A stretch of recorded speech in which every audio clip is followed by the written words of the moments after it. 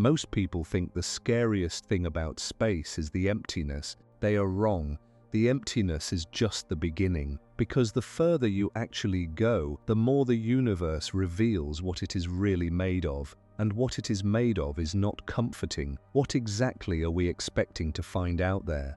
If this kind of content fires something up inside you, make sure to subscribe to the channel. Now let's get started. We start close, relatively speaking.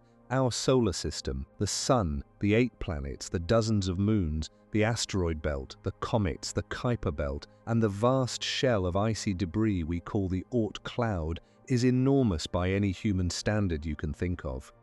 The Oort cloud alone is estimated to extend somewhere between 1 and 2 light years from the Sun. In actual distance, that translates to somewhere between 9 and 19 trillion kilometers. Let that sit for a second. 19 trillion kilometers, and we have not even left our own solar system yet. But here is the thing. Even within this so-called familiar zone, space is already doing everything it can to destroy you. Solar radiation bombards anything that floats beyond Earth's protective magnetic field. Micrometeoroids travel at tens of thousands of kilometers per hour, invisible, silent, and capable of punching straight through spacecraft walls. The vacuum of space would cause the gases dissolved in your blood to expand and form bubbles almost instantly if your suit failed. And cosmic rays, high-energy particles accelerated by distant supernova explosions, pass through your body constantly, leaving trails of ionizing damage behind them. Even the safe part of space, the part we actually know, the part we have sent robots and telescopes and human beings into, is more hostile than almost anything on Earth's surface, and yet, this is still the neighborhood, this is the comfortable zone, the part of the map where the labels are filled in.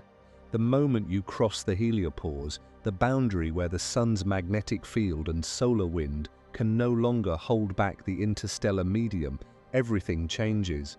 Voyager 1, our most distant human-made object, crossed that boundary back in 2012 after 35 years of travel. And when it did, scientists discovered something they had not fully anticipated. The density of particles around the spacecraft increased significantly. Interstellar space is not empty. It is threaded with a thin but measurable plasma, ionized gas, charged particles, the remnants of ancient stellar explosions from millions of years ago, along with cosmic rays, far more intense than anything the Sun produces. As of the time this script is being written, Voyager 1 is approximately 23 billion kilometers from Earth. That is the furthest any object built by human hands has ever traveled. It has been flying for nearly 50 years, and you might think 23 billion kilometers, that has to be close to another star, right? Not even remotely. The closest star to our Sun, Proxima Centauri, sits about 40 trillion kilometers away. Voyager 1, after half a century of travel, has covered less than 0.1% of that distance. We are not even in the driveway yet. We are still inside the house. This is what scale does to your brain when you actually sit with it. It does not just humble you, it destabilizes you, because the human mind was not built for these numbers. We evolved to track prey across a savanna, to estimate the distance to a watering hole, to judge whether a storm was coming over the hills. We were not built for this. And yet, here we are, trying anyway. What we are exploring today connects directly to something we went deep on in the video on the card above. It explores why interstellar travel is a brutal one-way trip. It pulls apart exactly what it would take, physically, biologically, technologically, for any spacecraft or human crew to survive the crossing between stars. And once you finish today's video, this other one is going to hit you completely differently. The link is in the description and pinned on the comments. All right, back to the journey. We have left the solar system. We are drifting through interstellar space, surrounded by that thin haze of plasma and radiation. And up ahead, in every direction actually, are other stars, our galaxy, the Milky Way. is a barred spiral galaxy estimated to be somewhere between 100,000 and 120,000 light-years across.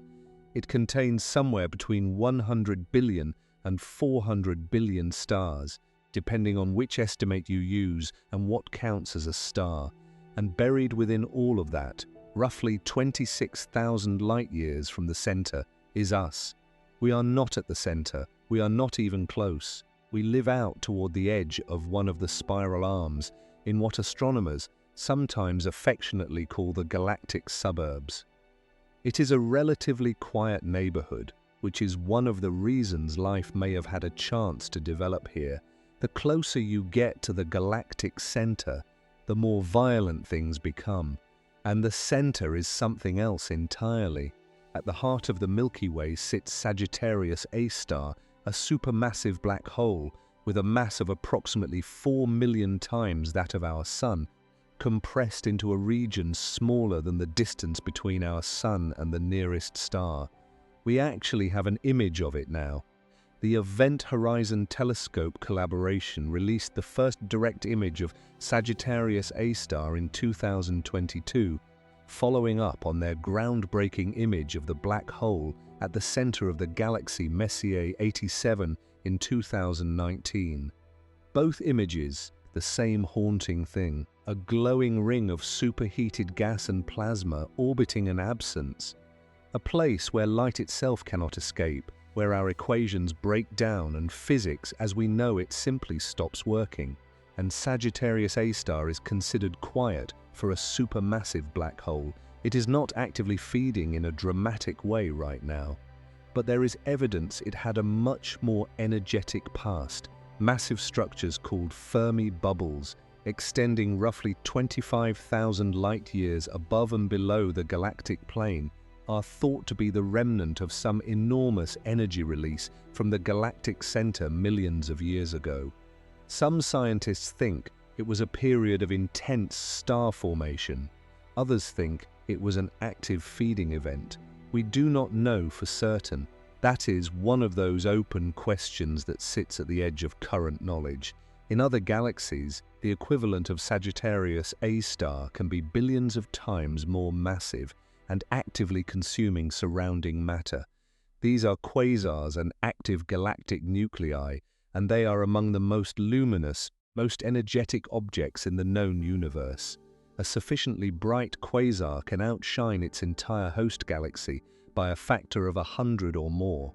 The jets of energy they launch into space, called relativistic jets, can stretch for millions of light-years and carry enough energy to reshape the large-scale structure of the universe around them. The galactic center of the Milky Way, by comparison, is a calm Sunday morning in a park. Stars near the center of our galaxy orbit Sagittarius A star at thousands of kilometers per second. One star, catalogued as S2, was observed completing a full orbit around the black hole in just 16 years.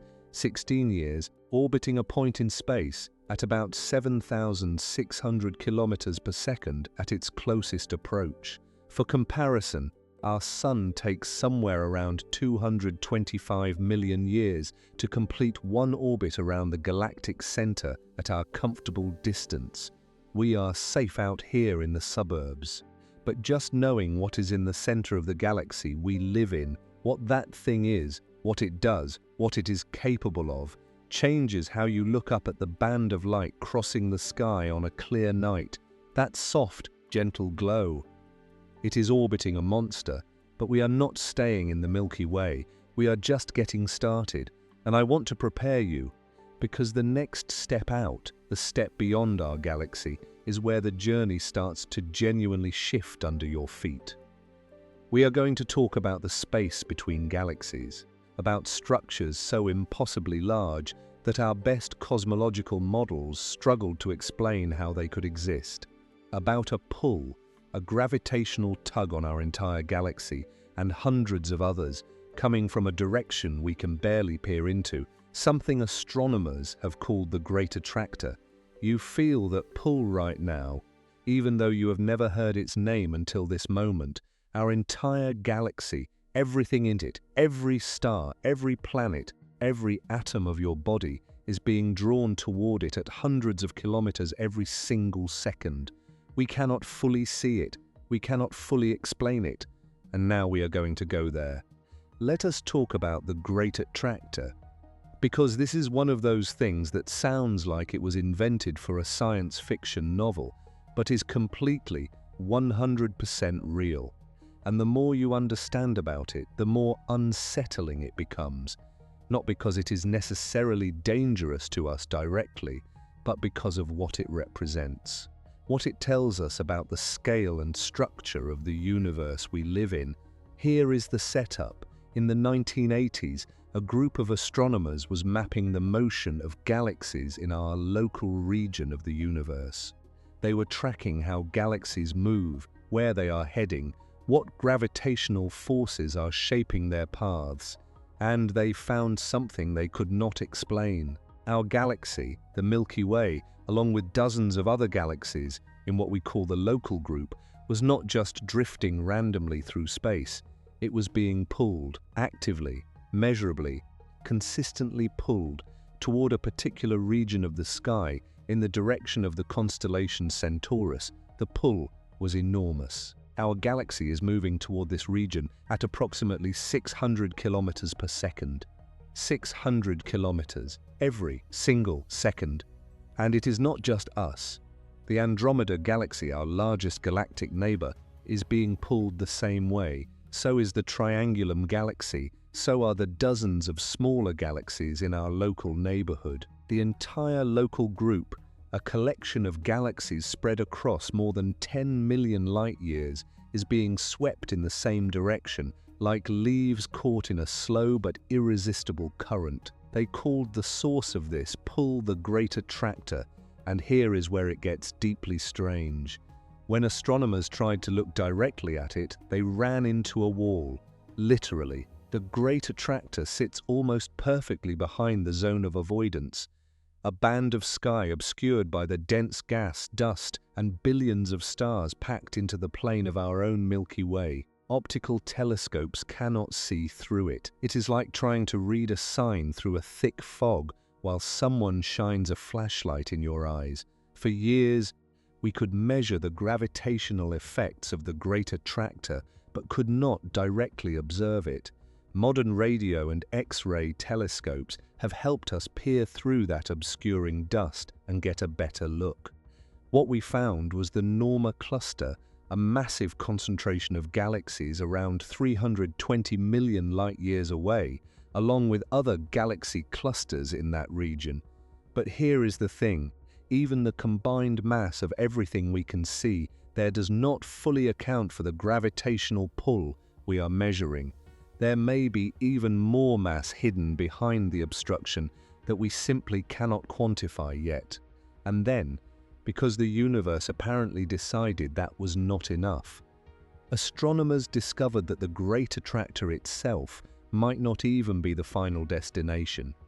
There appears to be something beyond it, something even larger, even more massive, pulling not just our local group but the Great Attractor and everything around it toward an even more distant concentration of mass.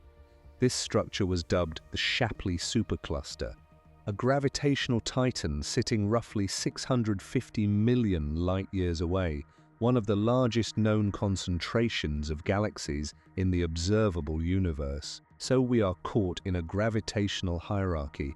Our solar system orbits the Milky Way. The Milky Way and its neighbors are pulled toward the Great Attractor, and the Great Attractor itself may be caught in the pull of the Shapley supercluster.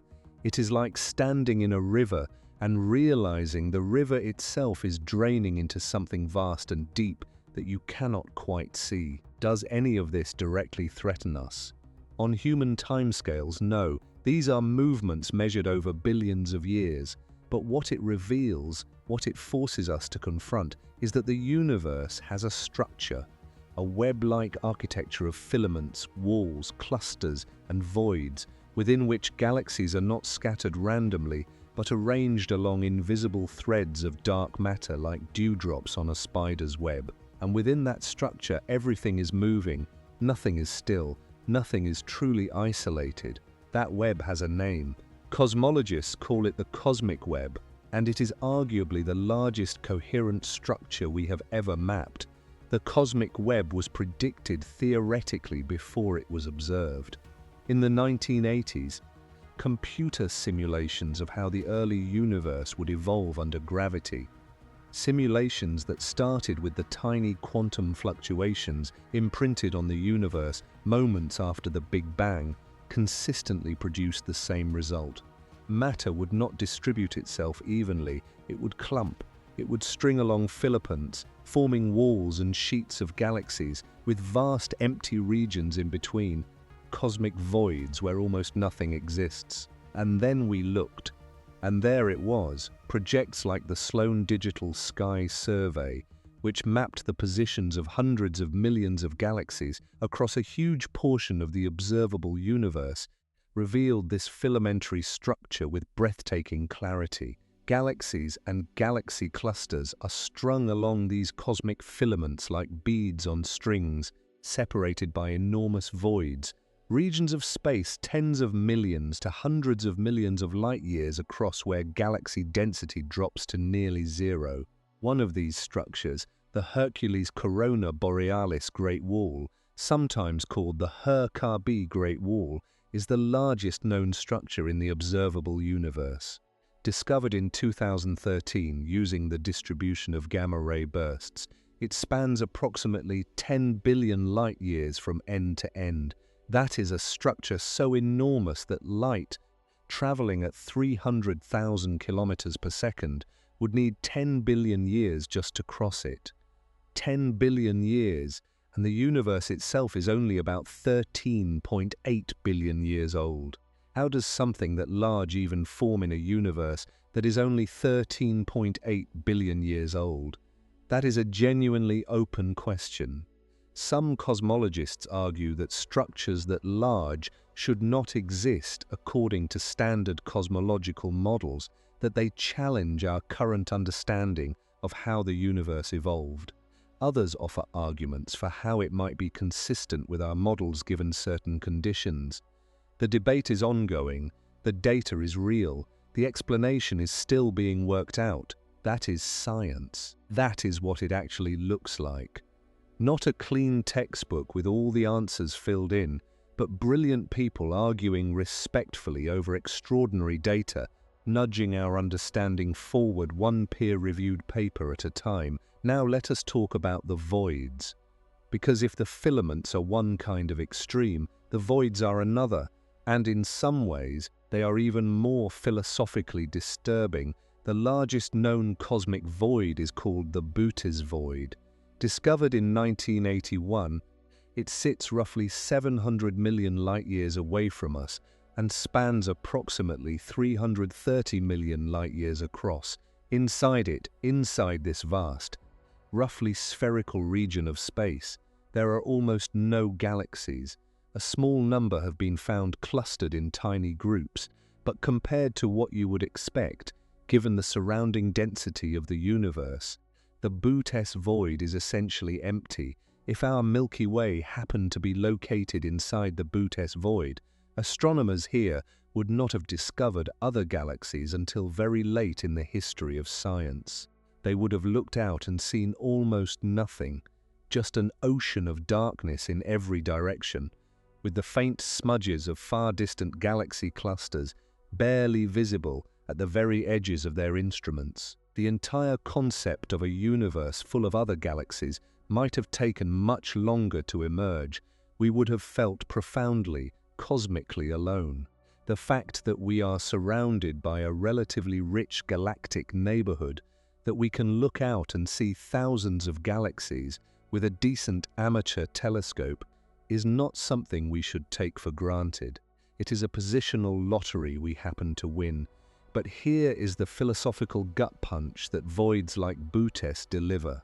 Even in a universe as structured and intricate as the cosmic web, even with all its filaments and walls and beautiful interconnected architecture, most of the volume of the universe is void, empty, barren. The filaments are like thin threads, and the voids are the vast spaces between them. If you picked a random location in the universe and appeared there, you would almost certainly find yourself in a void, surrounded by near total darkness, perhaps hundreds of millions of light years from the nearest galaxy, drifting in a region of space so underdense that even the cosmic microwave background radiation, the faint afterglow of the Big Bang itself, would be your most significant companion. The universe is not just large, it is mostly nothing, and within that mostly nothing, the something that exists is both breathtakingly beautiful and arranged in patterns that still challenge our deepest theories. And now, stepping back even further, we arrive at the question that lives at the edge of everything we can observe, the observable universe, not the whole universe, just the part we can see. The observable universe is a sphere approximately 93 billion light-years in diameter, centered on Earth, not because Earth is special or central, but because it is where our telescopes are. The boundary of the observable universe is set by the distance light has had time to travel to us since the Big Bang, approximately 13.8 billion years ago. Beyond that boundary, information simply has not had time to reach us yet. But here is where it gets genuinely strange, in a way that stops people cold when they first encounter it. The universe has been expanding the entire time that light has been traveling toward us. So the regions from which we receive ancient light are now much farther away than the distance light itself has traveled. A source that emitted light 13 billion years ago is now roughly 46 billion light-years away from us, because the space between us and it has stretched during those 13 billion years. The observable universe has a radius of about 46 billion light-years as a result, not 13.8. And the universe beyond the observable horizon, it almost certainly continues. We have no evidence that the observable universe is all there is. In fact, most cosmological models strongly suggest the total universe is vastly larger than what we can see, potentially by an almost incomprehensible factor. Some inflationary models predict a total universe so large that the observable universe is to the total universe roughly as a single atom is to the entire observable universe. We are not just small, we are enclosed in a bubble of knowability, beyond which reality continues on a scale that our mathematics can gesture toward, but our minds cannot hold. And yet, and this is the thing I want you to sit with as we close out this part, every single photon of light that has ever entered your eye came from within that bubble.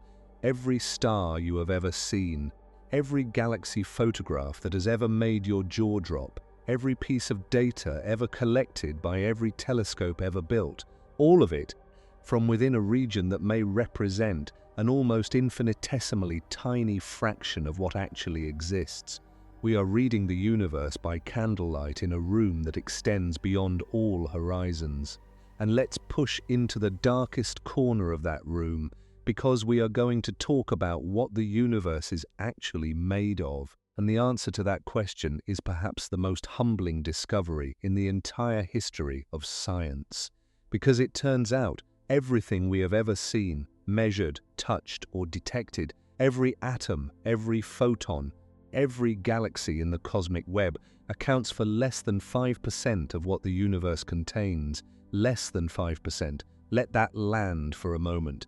Every mountain, every ocean, every star, every galaxy, every nebula, every black hole, every atom of hydrogen drifting through interstellar space, all of it, everything we have ever detected with any instrument ever built, makes up less than 5% of the total energy content of the universe. The rest is something else entirely. About 27% of the universe is made of what we call dark matter, and roughly 68% is something we call dark energy. Together, they account for approximately 95% of everything that exists. And here is the brutal honesty of modern cosmology. We do not know what either of them actually is. We know they exist because of what they do. but their fundamental nature, what they are made of, how they work at a deep level, why they exist, remains one of the greatest unsolved mysteries in all of science. Let us start with dark matter, because the story of how we discovered it is one of the most elegant examples of scientific detective work in history. In the 1930s, a Swiss-American astronomer named Fritz Zwicky was studying the Coma cluster, a massive collection of galaxies about 330 million light-years away. He measured the velocities of galaxies within the cluster and then calculated how much mass would be needed to gravitationally hold the cluster together at those speeds. What he found did not add up.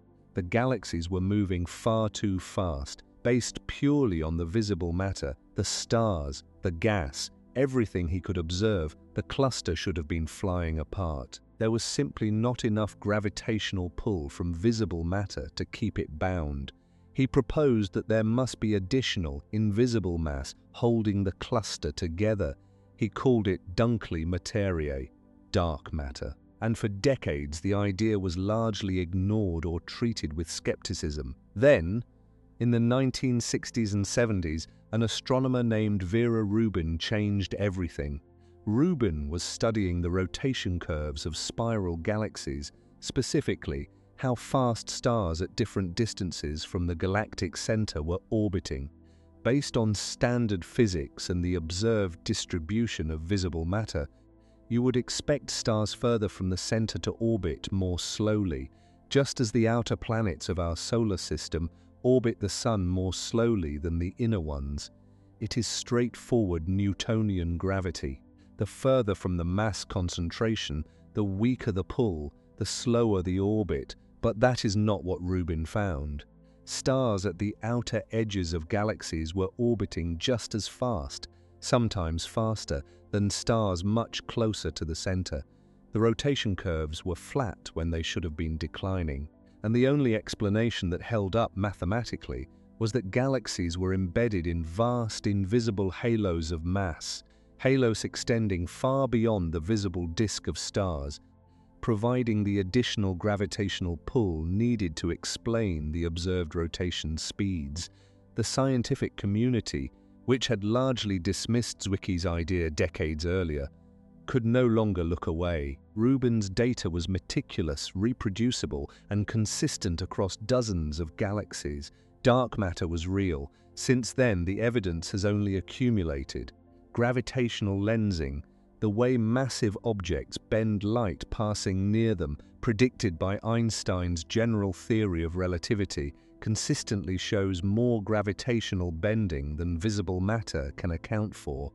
The Bullet cluster, a pair of galaxy clusters that pass through each other, provided one of the most striking visual demonstrations. The hot gas from the clusters collided and slowed down, but the dark matter, detected through gravitational lensing, passed right through, separating from the ordinary matter like a ghost walking through a wall. The cosmic microwave background, the ancient light from the early universe, mapped in extraordinary detail by missions like the European Space Agency's Planck satellite, carries imprinted patterns that fit beautifully with a universe containing dark matter, but simply cannot be explained without it. Dark matter is real, it is everywhere, it outnumbers ordinary matter roughly 6 to 1 across the universe, and we have absolutely no idea what it is made of. The leading candidates are particles that do not interact with light or ordinary matter through any force except gravity, which is precisely why we cannot see or directly detect them. They pass through everything. Right now, if dark matter is what most physicists think it is, countless billions of these particles are streaming through your body every single second. Through the walls of the room you are sitting in, through the entire Earth, through you, without leaving a trace, without interacting in any detectable way. Experiments deep underground, shielded from cosmic rays and other interference, have been searching for dark matter particles for decades. Detectors like the Large Underground Xenon experiment, the Panda X experiment in China, and the Enant experiment in Italy use ultrapure liquid noble gases to try and catch the faint signal of a dark matter particle interacting with an atomic nucleus. So far, nothing definitive. The searches have been extraordinarily sensitive. The null results have actually ruled out large swaths of possible dark matter candidates, narrowing the search, but not yet landing on the answer. Some physicists have proposed alternatives to dark matter, modifications to our laws of gravity that might explain galactic rotation curves without needing invisible mass. Modified Newtonian dynamics, or MOND, was one early proposal. More sophisticated theories have followed, but none of them have managed to explain the full range of evidence, particularly the cosmic microwave background data and the bullet cluster, as cleanly as dark matter does. The mystery stands. 95 years after Fritz Zwicky first proposed it, we still do not know what dark matter is. We just know it is there, everywhere, holding the universe together in ways we can measure but not explain now. Dark energy. If dark matter is humbling, dark energy is genuinely destabilizing, because dark matter, at least, behaves in ways that fit within our existing understanding of gravity. It has mass, it clumps, it pulls things together, it plays by rules we recognize, even if we cannot identify what it is.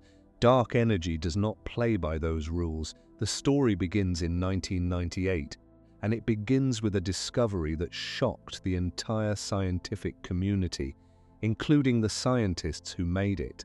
Two independent teams of astronomers, the Supernova Cosmology Project and the High-Z Supernova Search Team, were using a particular type of exploding star called a Type Ia supernova to measure the expansion rate of the universe. Type Ia supernovae are remarkably useful for this because they all explode with nearly the same intrinsic brightness, making them what astronomers call standard candles. By comparing how bright they appear from Earth to how bright they should be, you can calculate how far away they are with great precision. And by measuring how their light is redshifted, stretched toward the red end of the spectrum by the expansion of space, you can determine how fast the universe was expanding at the time their light was emitted. The expectation was straightforward. The universe has been expanding since the Big Bang. Gravity should be slowing that expansion down over time, the way a ball thrown upward gradually slows under Earth's gravity. The question the teams were trying to answer was simply, how fast is the expansion slowing? Is there enough matter in the universe to eventually halt the expansion and cause a collapse, what some called the Big Crunch, or would it expand forever, gradually decelerating? What they found instead broke physics. The expansion of the universe is not slowing down, it is speeding up. The universe is expanding faster today than it was billions of years ago. The distant supernovae were dimmer than expected, meaning they were further away than they should have been if expansion had been decelerating. Something was pushing the universe apart. Something was overcoming gravity on the largest scales and driving galaxies away from each other at an accelerating rate. Both teams, working independently with different data, reached the same conclusion. They published in 1998. The discovery earned the Nobel Prize in Physics in 2011, awarded to Saul Perlmutter, Brian Schmidt, and Adam Riess, the lead scientists on the two teams. We named the cause dark energy, and beyond the name we know almost nothing about it. Dark energy appears to be a property of space itself, a kind of intrinsic energy density that space carries even when it is completely empty of matter and radiation. As the universe expands and creates more space, more dark energy comes with it, which drives further expansion, which creates more space, which generates more dark energy. It is a self-reinforcing process, a feedback loop written into the fabric of reality. In Einstein's general theory of relativity, this can be represented as what he called the cosmological constant, a term he originally introduced, then famously abandoned, then was essentially vindicated on. The cosmological constant represents a constant energy density filling space uniformly. Quantum field theory, our best theory of particles and forces, also predicts that empty space should have an intrinsic energy. But when physicists calculate how large that energy should be, the predicted value is somewhere between 50 and 120 orders of magnitude larger than the observed value of dark energy. 120 orders of magnitude. That is not a small discrepancy. That is the largest discrepancy between a theoretical prediction and an experimental measurement in the entire history of science. Something in our understanding is spectacularly wrong, either in how we calculate the quantum vacuum energy, in how we apply general relativity on cosmological scales, or in both. Nobody knows which. And the implications of dark energy's existence are not just philosophically unsettling. They are cosmologically terminal, because if dark energy continues to drive the accelerating expansion of the universe, the long-term future of the cosmos looks deeply lonely. Galaxies outside our local group are already receding from us. As time goes on, they will recede faster and faster until the light they emit can no longer reach us, because the space between us and them will be expanding faster than light can cross it.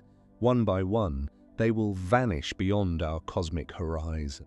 In perhaps 100 billion to 1 trillion years, depending on the model, the Milky Way and its gravitationally bound local group companions will be the only things visible in an otherwise dark, empty, seemingly infinite expanse. Every other galaxy, every other cluster, every other structure in the cosmic web will have receded beyond the horizon of observability. Future civilizations, if any exist, looking out at the sky will see only a handful of nearby galaxies and an otherwise black and featureless void.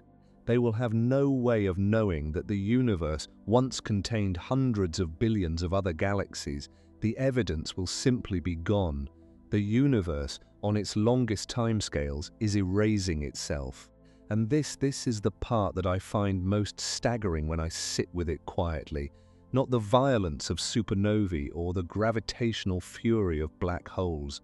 Not the crushing scales of the cosmic web or the emptiness of the voids.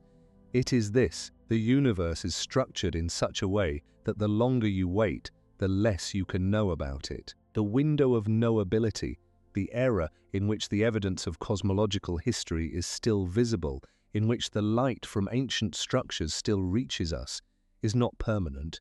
It is closing, slowly, yes, over timescales that dwarf anything biology or civilization can touch. But closing nonetheless. We happen to exist at a time when the universe is still telling its story, when its past is still written across the sky in photons we can actually catch. When the cosmic web is still visible, the ancient supernovae still measurable, the cosmic microwave background still detectable. We are lucky to be here now. We are lucky to be asking these questions at exactly this moment in cosmic history when the answers are still available. Let us push even further, because we have been talking about the large-scale structure of space, its contents, its architecture, its fate. But we have not yet talked about the things within that structure that should terrify you on a much more visceral level: magnetars, gamma-ray bursts, hypernova explosions that could sterilize entire regions of a galaxy. The most violent events the universe is capable of producing, events so extreme they make everything else we have discussed today look gentle. Because space does not just get stranger and emptier the further you go. It gets violent in ways that defy imagination. If you are enjoying this journey, make sure to subscribe to the channel. You will be part of a community that explores the cosmos together. Let us talk about violence, not the kind we experience on Earth. Not earthquakes or hurricanes or volcanic eruptions. As devastating as those are, they are gentle whispers compared to what the universe is capable of producing. We are talking about events so energetic, so catastrophically powerful, that they make our entire planet, our entire solar system, look like a fragile soap bubble floating next to a blowtorch. And the thing is, these events are not hypothetical. They are not the invention of science fiction writers looking for dramatic plot devices. They are real, documented, observed phenomena, some of them happening right now, in galaxies we can see with our telescopes. Some of them have happened close enough to us, in cosmic terms, to leave measurable fingerprints on our planet's history. We are going to work our way up a ladder of violence today, starting with something already almost incomprehensible and ending somewhere that will genuinely make you reconsider the word safe. Start with neutron stars. When a massive star, somewhere between roughly 8 and 20 times the mass of our Sun, exhausts its nuclear fuel and collapses, the result depends on how much mass is involved. For stars in this range, the collapse is catastrophic and fast. The outer layers of the star fall inward, rebound off the ultra-dense collapsing core in a shockwave, and explode outward in one of the most energetic events in the universe, a supernova. The explosion releases more energy in a few seconds than our Sun will emit over its entire 10 billion-year lifetime. But what is left behind after that explosion is something even more extraordinary than the explosion itself. The core that survives, if the star's mass falls within the right range, becomes a neutron star, a sphere of matter roughly 20 to 25 kilometers across, containing somewhere between 1 and 2 times the mass of our Sun, compressed to such an extreme density that protons and electrons are forced together to form neutrons. A single teaspoon of neutron star material would weigh approximately 4 billion tons on Earth. The surface gravity of a neutron star is somewhere in the range of 200 billion times the surface gravity of Earth. If you fell toward the surface of a neutron star from a height of 1 meter, you would hit the surface at roughly 2 million kilometers per hour.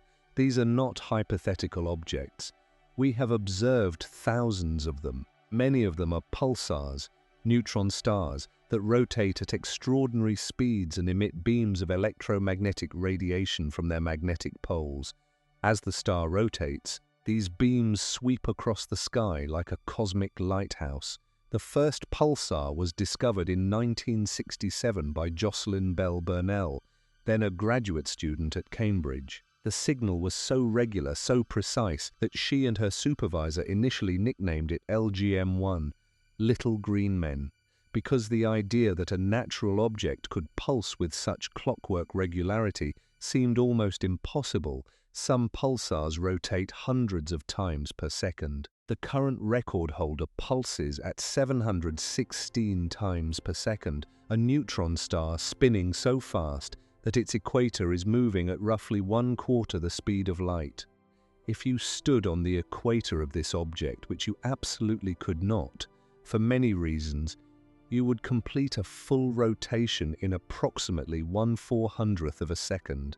And yet, as extreme as ordinary neutron stars are, they are not the most terrifying thing on this ladder. That distinction belongs to magnetars. A magnetar is a neutron star with a magnetic field of almost incomprehensible strength. The strongest magnetic fields we can generate in a laboratory on Earth measure around 45 Tesla. Earth's own magnetic field is roughly 50 microtesla, 50 millionths of a Tesla.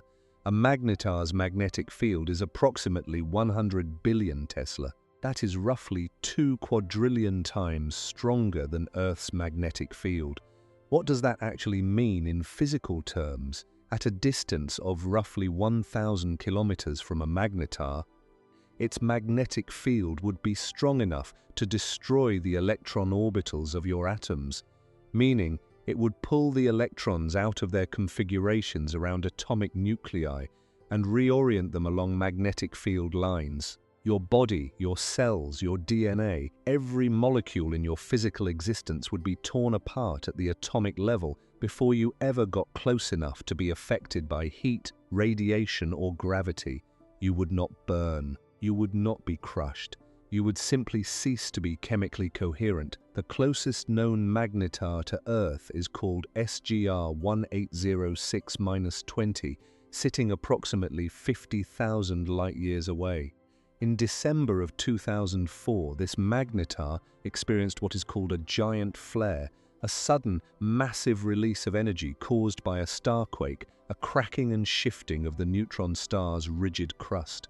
The flare lasted approximately 0.2 of a second. In those 0.2 of a second, it released more energy than our Sun emits in 250,000 years. The gamma rays from that flare traveled 50,000 light-years and still measurably ionized the upper layers of Earth's atmosphere. Scientists detected it using spacecraft originally designed to study gamma rays from completely different sources. It was the brightest event ever observed from outside our solar system at the time of its detection. From 50,000 light-years away, 0.2 of a second, and it reached us.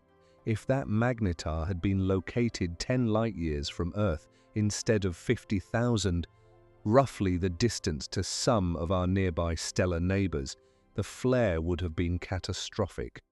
The gamma-ray flux at that distance would have devastated Earth's ozone layer, exposing the surface to lethal levels of ultraviolet radiation, not an extinction event in a dramatic single moment, but a slow, relentless stripping away of the atmospheric protection that makes complex life possible. This is not science fiction. This happened in 2004. The universe sent a pulse of energy across 50,000 light-years and tickled our atmosphere with it. And we barely noticed. Now we climb higher on the ladder. Gamma-ray bursts. If magnetar flares are terrifying on a planetary scale, gamma-ray bursts operate on a scale that is almost galactic. They are the most luminous electromagnetic events known to occur in the universe, brief flashes of gamma radiation that during their peak can outshine the entire observable universe in gamma rays. For a few seconds to a few minutes, there are two main varieties.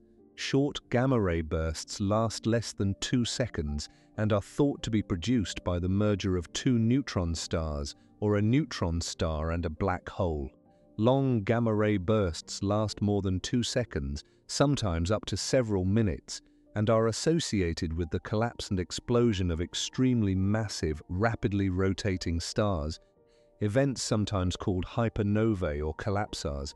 In both cases, the energy released is staggering. A typical long gamma-ray burst releases more energy in a few seconds than our Sun will produce in its entire 10 billion-year lifespan. Some of the most energetic events ever recorded release energy equivalent to the conversion of several solar masses directly into radiation. The mechanism involves the formation of an extremely narrow, focused jet, a beam of gamma rays and other particles launched at nearly the speed of light from the collapsing or merging object. These jets are collimated to within a few degrees. This is important because it means that gamma-ray bursts are directional weapons. If the jet happens to be pointed at you, you receive the full intensity of the burst.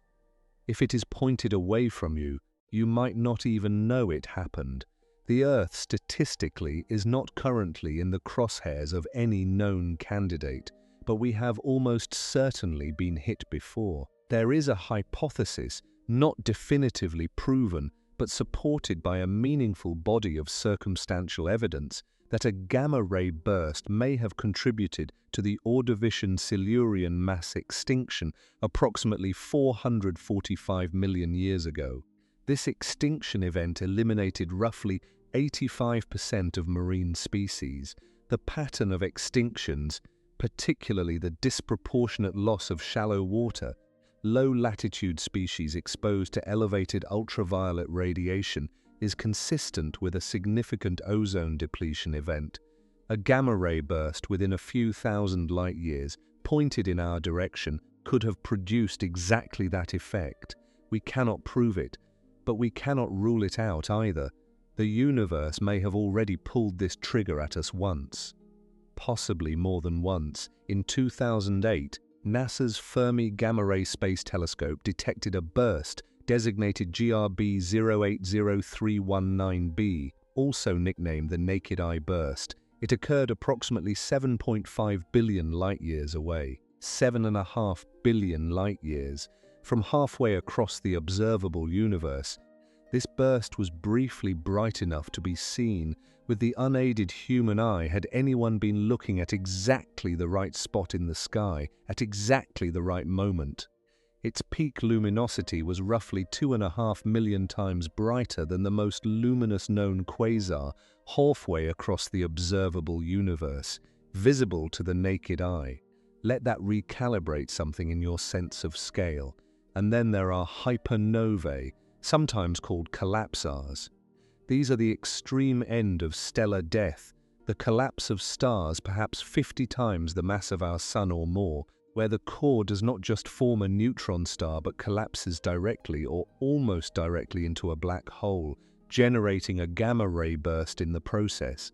The explosion is asymmetric, violent, and produces jets of material moving at a significant fraction of the speed of light. They are rarer than ordinary supernovae but almost inconceivably more energetic.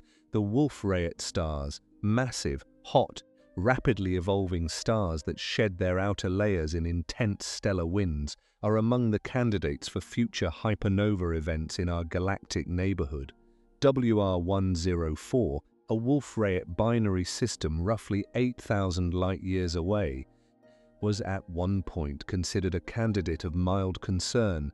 There was discussion about whether its rotational axis might be aimed somewhat in our direction. More recent analysis suggests the risk is likely low, but the conversation itself is revealing. We have stars in our galaxy that we look at and ask, if that one goes, are we in the jet? The fact that this is a real scientific conversation tells you something important. We are not in a safe universe. We are in a universe that occasionally, randomly, catastrophically demonstrates that life exists only in the brief, lucky intervals between catastrophic events. And yet, here is the other side of this coin, and I think it is just as important to hold simultaneously. Every atom of iron in your blood was forged in the core of a massive star and scattered through the galaxy by a supernova explosion.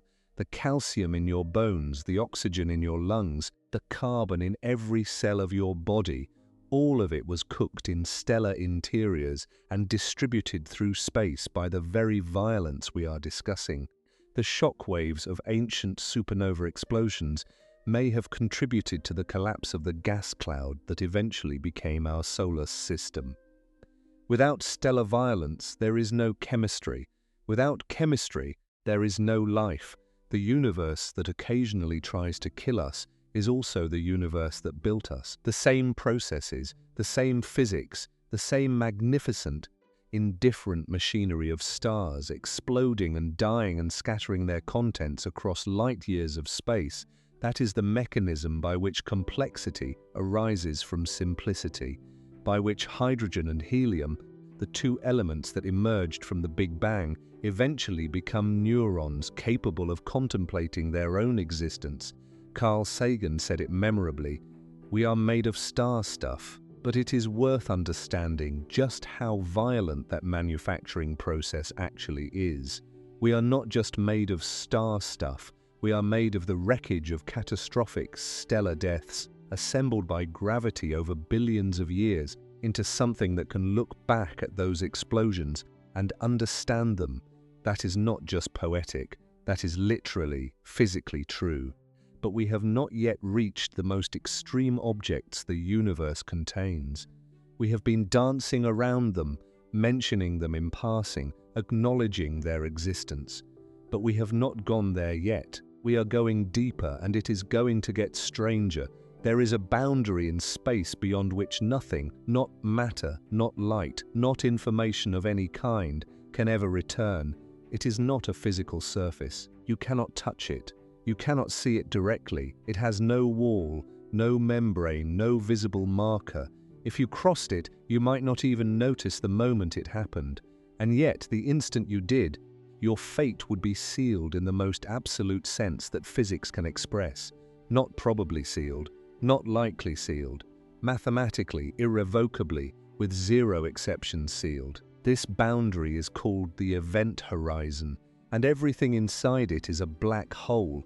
We need to be careful here, because black holes are one of the most misrepresented objects in all of popular science. They are not cosmic vacuum cleaners, sucking up everything in their vicinity. If you replaced our sun with a black hole of identical mass, which would be a black hole roughly 3 kilometers across, Earth would continue orbiting at exactly the same distance, on exactly the same path, in exactly the same way it does now. The gravitational field outside a black hole is identical to the gravitational field of any other object of the same mass. Black holes are not exceptional because of how powerfully they pull from a distance. They are exceptional because of what happens when you get close. Specifically, when you get close enough that escape would require traveling faster than light, and since nothing can travel faster than light, nothing escapes. Let us start with how they form. Because there is more than one way the universe builds these things, and each pathway tells you something important. Stellar mass black holes, the smaller variety, ranging from roughly 3 times the mass of our Sun up to perhaps a few dozen solar masses, form from the deaths of massive stars. When a star above a certain mass threshold collapses, if the remaining core mass exceeds what a neutron star can support, roughly 2 to 3 solar masses, a limit called the Tolman-Oppenheimer-Volkoff limit, gravity wins completely. There is no known force in nature capable of halting the collapse. The matter compresses without limit, forming a singularity, a point of theoretically infinite density, where general relativity predicts the curvature of space-time becomes infinite and our equations break down entirely. We do not actually know what a singularity is. Our mathematics produces the word infinity as an output, and physicists generally treat infinity in a physical answer as a signal that the theory being used has reached its limits, that something more fundamental is needed to describe what is actually happening. A complete theory of quantum gravity, a framework that successfully merges general relativity with quantum mechanics, would almost certainly replace the singularity with something physically real and finite. But we do not have that theory yet. String theory and loop quantum gravity are among the candidate frameworks being developed, but neither has been experimentally confirmed. The singularity remains a placeholder for our ignorance. What we can describe is the event horizon, the spherical boundary defined by what is called the Schwarzschild radius, the distance from the center at which escape velocity equals the speed of light. For a black hole 3 times the mass of our Sun, the Schwarzschild radius is roughly 9 kilometers. For Sagittarius A star, with its 4 million solar masses, it is about 12 million kilometers, roughly 80% of the distance between Earth and the Sun. For the black hole at the center of galaxy Messier 87, which has a mass of approximately 6.5 billion solar masses, the event horizon radius is about 19 billion kilometers, larger than our entire solar system out to the orbit of Neptune. These are not points, they are regions of space. Now, what actually happens if you fall in? This is where general relativity delivers one of its most counterintuitive and genuinely strange predictions. From the perspective of a distant observer watching you fall toward a black hole, something remarkable happens. As you approach the event horizon, the gravitational time dilation, the slowing of time in strong gravitational fields, predicted by general relativity and experimentally confirmed many times over, becomes more and more extreme. From the outside, you appear to slow down. Your image becomes increasingly red-shifted as your light struggles to climb out of the deepening gravity well. In theory, from an outside perspective, you never quite reach the event horizon. You appear to freeze at the boundary, your image fading and reddening into invisibility over an enormous timescale you are never seen to cross.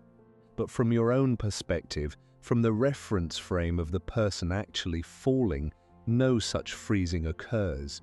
If the black hole is large enough that tidal forces at the event horizon are not overwhelming, you cross the horizon smoothly, without drama, perhaps without even noticing the exact moment of crossing. Time, from your perspective, continues normally. You fall inward, and then things get worse. Inside the event horizon, the geometry of space-time is so distorted that the direction toward the singularity is no longer a direction in space. It becomes a direction in time. Just as you cannot avoid moving into your future outside a black hole, inside the event horizon, you cannot avoid moving toward the singularity. It is not a place you are falling toward. It is a moment you are falling into. A future you cannot escape by moving in any spatial direction, because all spatial directions inside the event horizon lead toward the singularity. The singularity is not in front of you, it is ahead of you in time. For smaller black holes, stellar mass objects, the tidal forces at and near the event horizon are catastrophic. Tidal forces arise from the difference in gravitational pull across an extended object. The side of your body closer to the singularity experiences stronger gravity than the far side, and that difference stretches you along the direction of fall while compressing you sideways, a process physicists have cheerfully named spaghettification. For a stellar mass black hole, this process would begin well outside the event horizon and would be lethal long before you crossed it. You would be stretched into a thin stream of atoms, still falling inward in an increasingly attenuated thread of former you. For a supermassive black hole, say, the one at the center of Messier 87, the tidal forces at the event horizon are actually quite gentle, because the event horizon is so far from the singularity that the gravitational gradient across a human body is small. You would cross the event horizon intact, with no immediate physical indication that anything unusual had happened. The horror would come later as you continued falling inward and the tidal forces increased toward the singularity. Either way, the outcome is the same. You do not come back, but here is where it gets philosophically destabilizing, and we need to talk about it honestly. The information paradox. In quantum mechanics, one of the foundational principles is that information is conserved. The complete quantum state of any physical system, the total information describing it, cannot be destroyed. It can be scrambled, hidden, transformed, redistributed, but not annihilated. This principle underlies everything from the stability of matter to the predictability of chemical reactions. It is not a minor technical detail. It is one of the load-bearing pillars of quantum theory. Now, Stephen Hawking, in 1974, made an extraordinary discovery. Using a calculation that combined general relativity with quantum field theory, he showed that black holes are not perfectly black. They emit radiation, now called Hawking radiation, arising from quantum effects near the event horizon. The mechanism is subtle and genuinely strange. Quantum mechanics allows pairs of virtual particles to spontaneously appear near the event horizon, and occasionally one member of the pair falls inward while the other escapes as real radiation. Over an extraordinarily long timescale, this process slowly drains energy from the black hole, causing it to shrink and ultimately evaporate completely. The timescale for this is almost beyond comprehension. A black hole with the mass of our Sun would take approximately 2 × 10 to the power of 67 years to evaporate through Hawking radiation, a number so large compared to the current age of the universe that it is essentially meaningless on any human scale. But it would happen, eventually, and when it does, when the black hole completely evaporates, what happens to the information about everything that ever fell in? Hawking's original calculation suggested it was destroyed, simply gone. which would violate quantum mechanics in a fundamental way. This became known as the black hole information paradox, and for nearly 50 years, it has been one of the most actively debated problems in theoretical physics. Some of the greatest minds in the field, Hawking, Kip Thorne, John Preskill, Leonard Susskind, Juan Maldacena, have argued over it, made bets about it, revised their positions on it. Hawking himself eventually conceded in 2004 that information is likely preserved, encoded in the Hawking radiation in a highly scrambled but theoretically recoverable form. But the precise mechanism by which this happens, how a black hole manages to encode and eventually release the information about everything it has ever consumed, is still not fully understood.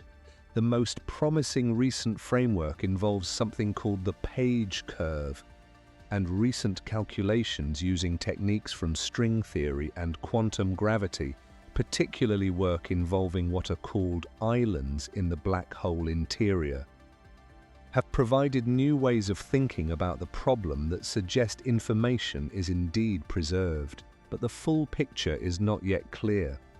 In 2019 and 2020, papers building on ideas from Juan Maldacena and others generated enormous excitement in the theoretical physics community. The conversation is ongoing. The resolution is not yet complete. What the information paradox tells us, at the deepest level, is that we do not have a complete theory of reality. General relativity and quantum mechanics, our two most successful, most precisely tested physical theories, give incompatible answers when applied to the same extreme physical situation. One of them, or both of them, must be modified at a fundamental level to produce a consistent description of what happens inside a black hole. That modification, whatever it turns out to be, will almost certainly change our understanding of space, time, and causality in ways we cannot yet fully predict. Now let us scale up. Because stellar mass black holes, extraordinary as they are not the largest or most energetic examples of this phenomenon. We already met Sagittarius A star, 4 million solar masses at the center of our galaxy, and the black hole in Messier 87, 6.5 billion solar masses. But the universe contains objects even beyond these. In 2019, astronomers reported the discovery of a black hole designated TOON 599, a quasar located approximately 10.4 billion light-years away, with an estimated mass of approximately 66 billion solar masses. The event horizon of such an object would be enormous beyond easy visualization, a sphere larger than our solar system by a significant factor. Its accretion disk, the swirling superheated material spiraling into it, would blaze with a luminosity equivalent to hundreds of trillions of times the output of our Sun. And even these may not be the upper limit. There is a theoretical category called ultramassive black holes, objects potentially exceeding 100 billion solar masses, and observations of certain galaxy clusters suggest candidates may exist. The evidence is indirect, and the measurements carry significant uncertainty, but the universe has consistently surprised us by finding ways to build things larger than we thought possible. There is also a class of black holes we have almost no solid data on, primordial black holes. These are hypothetical black holes that may have formed in the very early universe, fractions of a second after the Big Bang, from density fluctuations in the hot, dense primordial plasma before any stars existed. If they exist, they could have masses ranging from tiny fractions of a gram up to hundreds of thousands of solar masses. Some physicists have proposed that primordial black holes might account for some or all of the dark matter we discussed a bit ago. The evidence so far is inconclusive. Some observations constrain their abundance and mass distribution, but they have not been definitively ruled out or confirmed. They remain a fascinating open question. One more thing before we leave black holes behind, because I want to leave you with something that is not just terrifying, but genuinely beautiful. On September 14, 2015, an instrument called LIGO, the Laser Interferometer Gravitational Wave Observatory, detected something that had never been detected before in human history, a ripple in the fabric of space-time itself. A gravitational wave produced by the merger of two black holes located approximately 1.3 billion light-years away, traveling at the speed of light across a billion years of cosmic history, and distorting the distance between LIGO's test masses by an amount 22 orders of magnitude smaller than a meter, roughly 1,000th the diameter of a proton.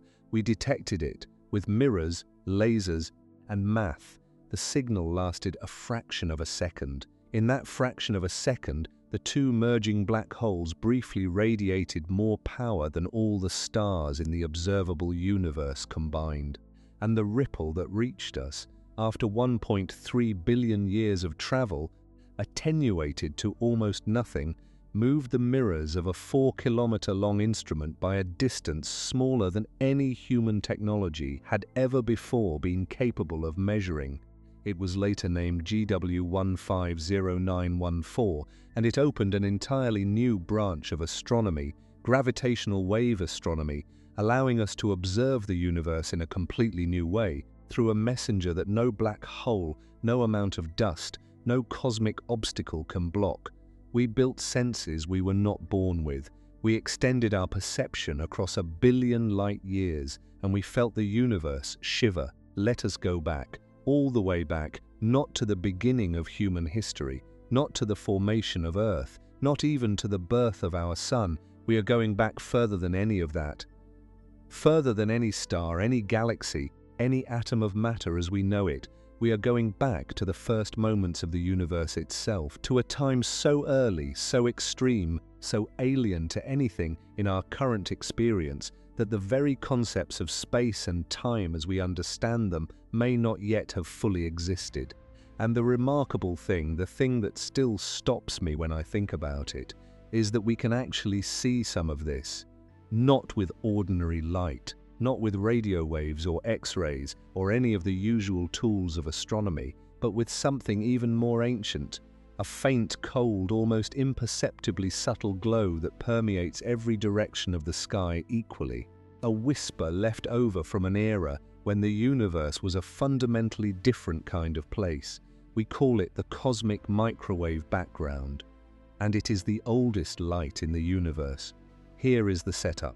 In the first moments after the Big Bang, the universe was not transparent. It was a plasma, an extraordinarily hot, dense soup of protons, neutrons, electrons and photons, all interacting constantly, all bouncing off each other in a continuous, violent exchange of energy. Light could not travel freely through this plasma. It would travel a tiny distance and immediately scatter off a free electron, changing direction, scattering again, absorbed and re-emitted endlessly. The early universe was, in an optical sense, completely opaque, like trying to see through a wall of fire. This state persisted for approximately 380,000 years after the Big Bang. 380,000 years of hot, dense, luminous plasma filling all of space. And then something changed. As the universe expanded, it cooled.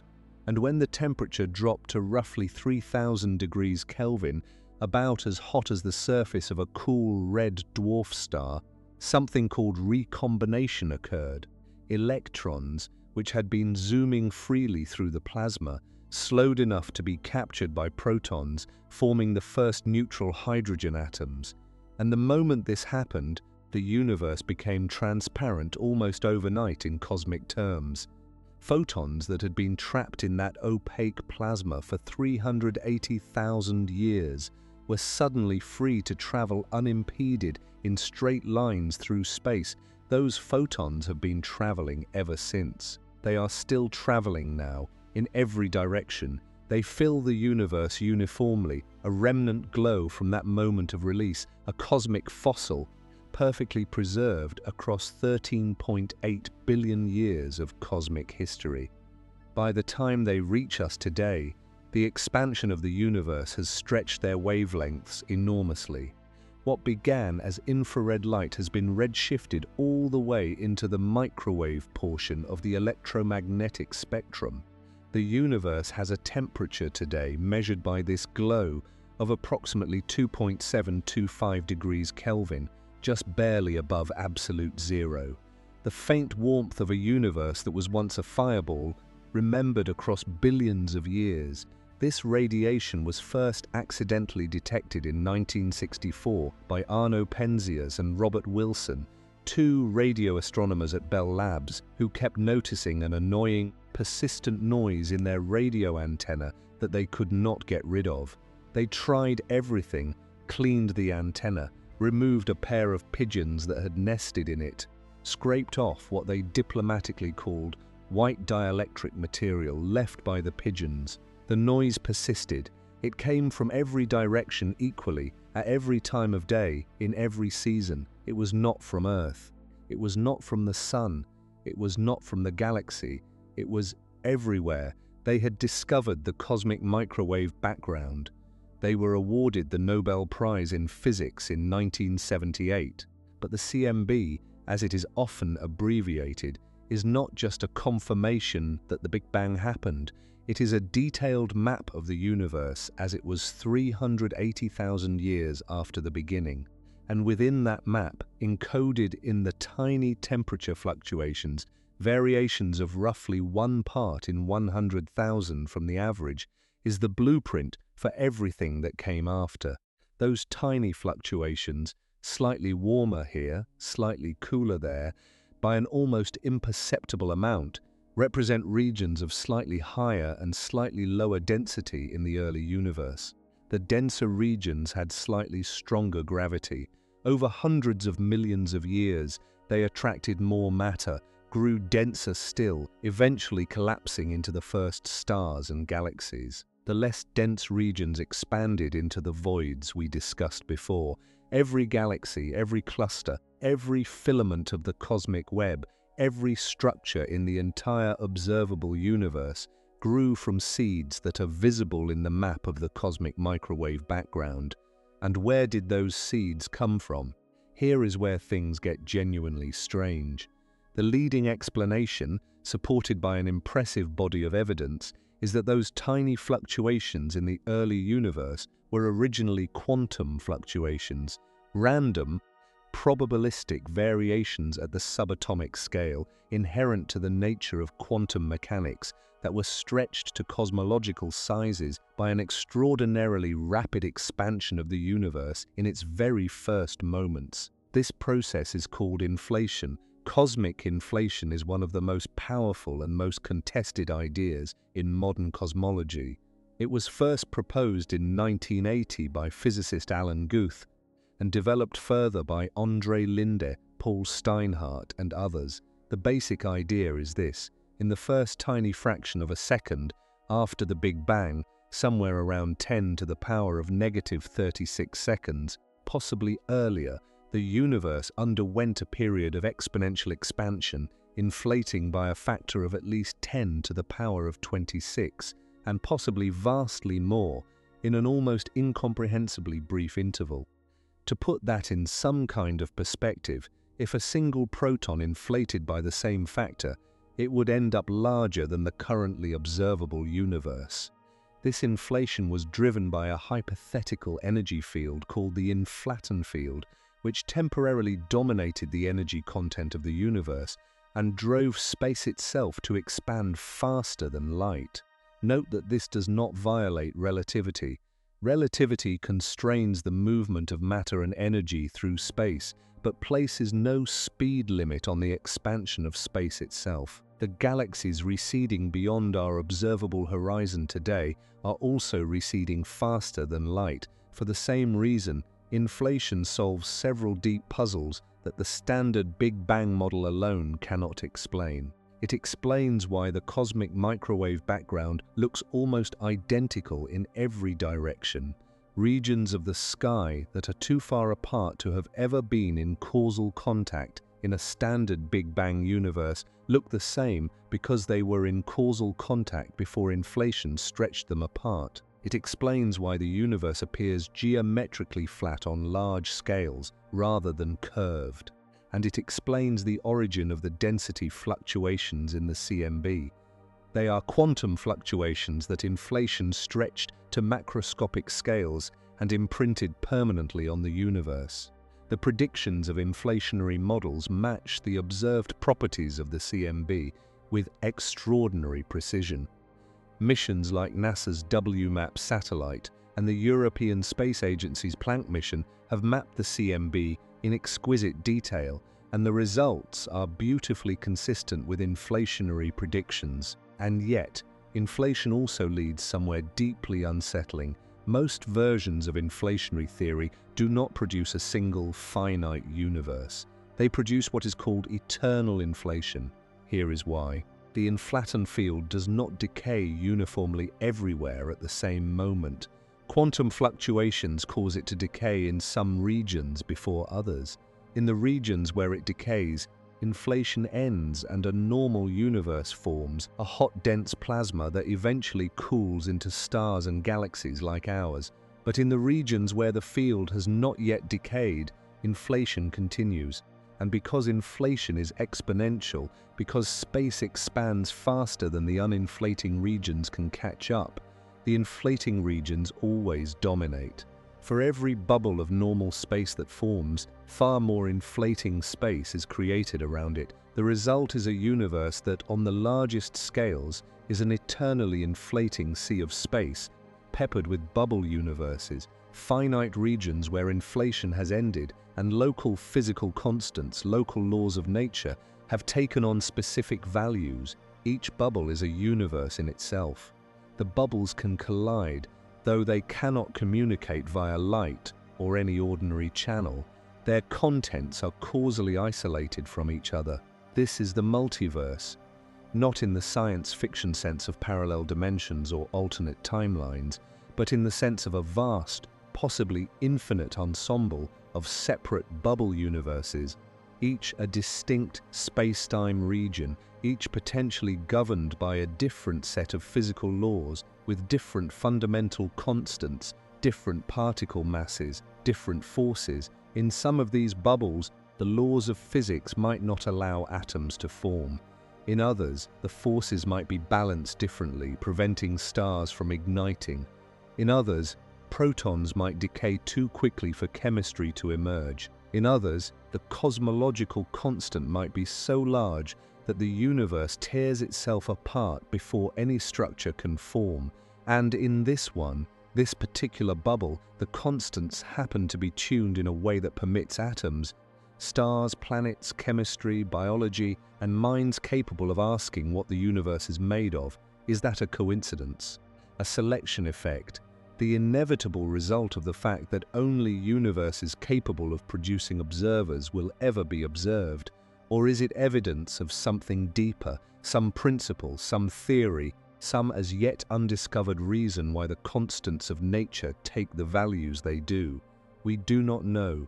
This is one of the deepest open questions in all of physics, and it is a question that may, in principle, be unanswerable by any experiment we could ever perform. Now, stepping back from inflation and the multiverse, back to the observable universe and the CMB, there is one more thing encoded in that ancient light that deserves its own moment of contemplation. The CMB was released when the universe was 380,000 years old. But the Big Bang itself, the actual beginning, the singularity, the moment from which all of this emerged, was before that. 13.8 billion years ago, minus 380,000 years, and before the CMB we cannot see. Not with light, not with any form of electromagnetic radiation. The universe was opaque. That wall of plasma blocks our optical view of the earliest times as completely as a horizon blocks what lies beyond it. We can probe those earlier times indirectly. The abundances of light elements in the universe, hydrogen, helium, lithium, and their isotopes, were set during the first few minutes of the Big Bang, in a process called Big Bang nucleosynthesis.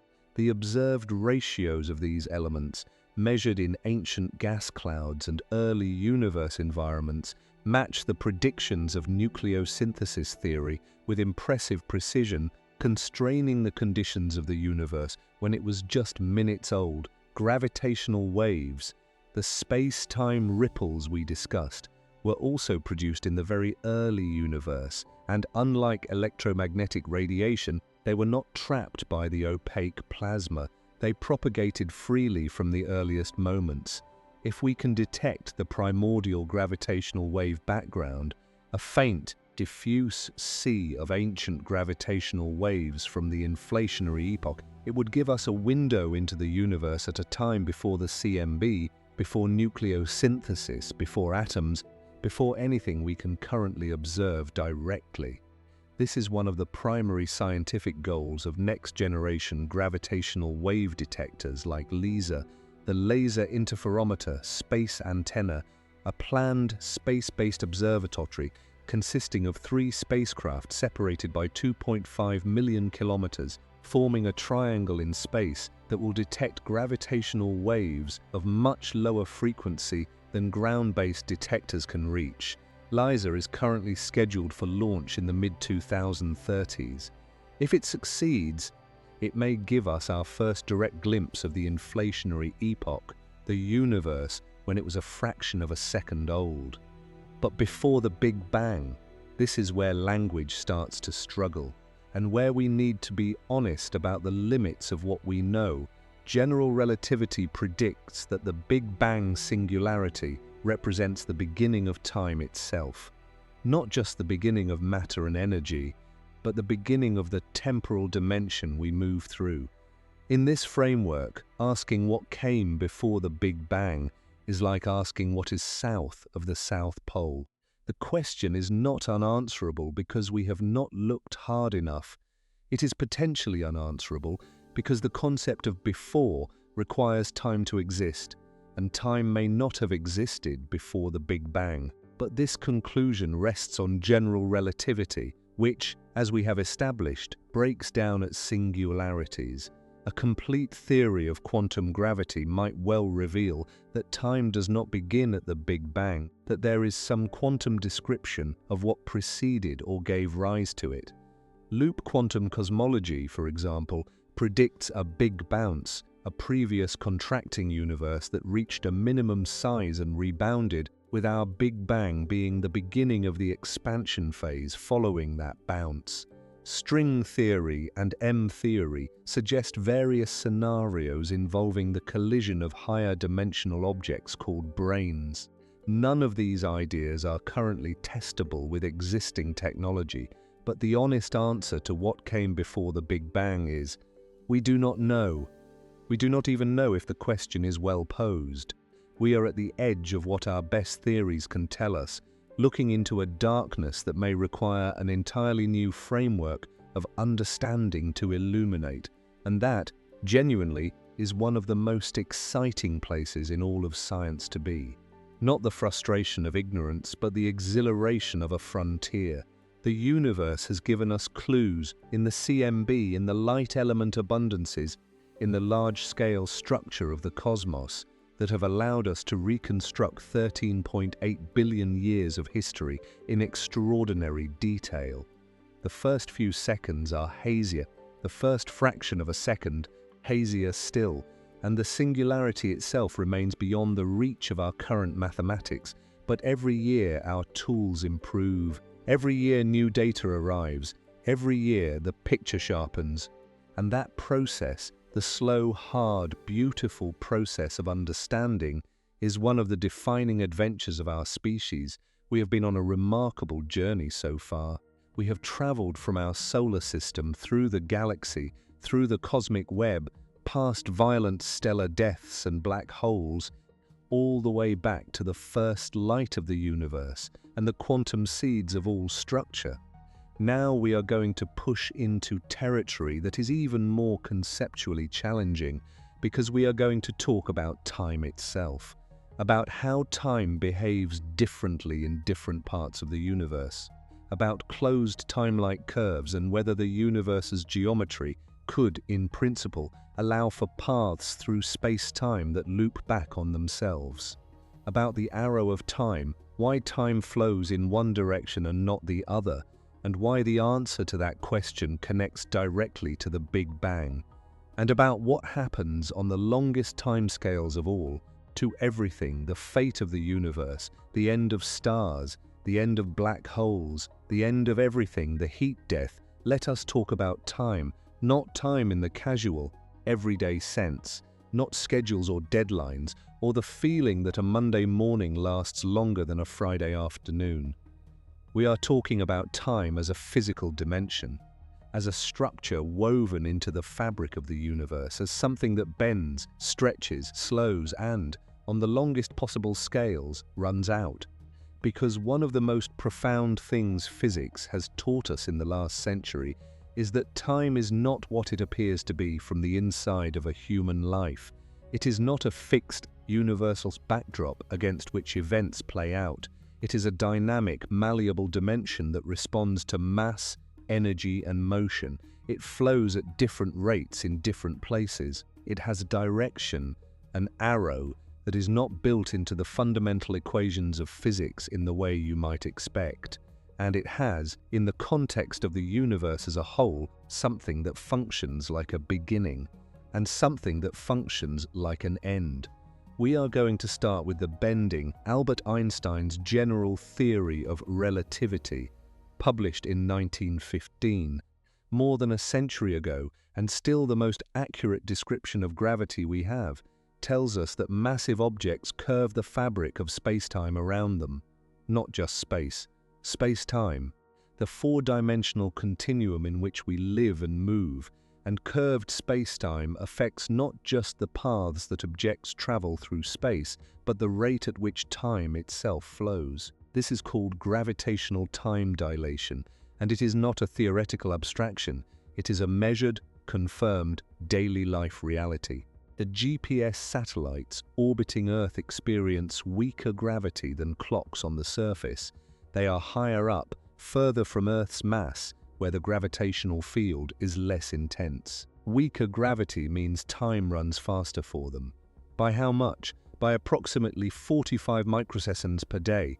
That sounds tiny, but 45 microseconds per day accumulated without correction would cause GPS systems to drift by roughly 10 kilometers in positional error per day.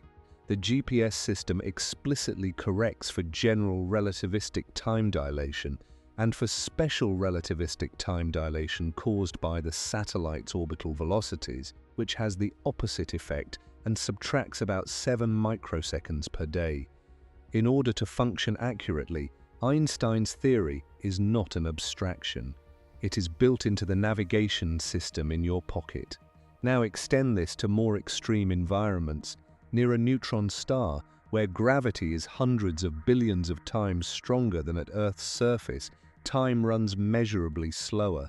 Near the event horizon of a black hole, time, from the perspective of a distant observer, slows towards zero. At the event horizon itself, in the idealized mathematical description, time appears to stop entirely.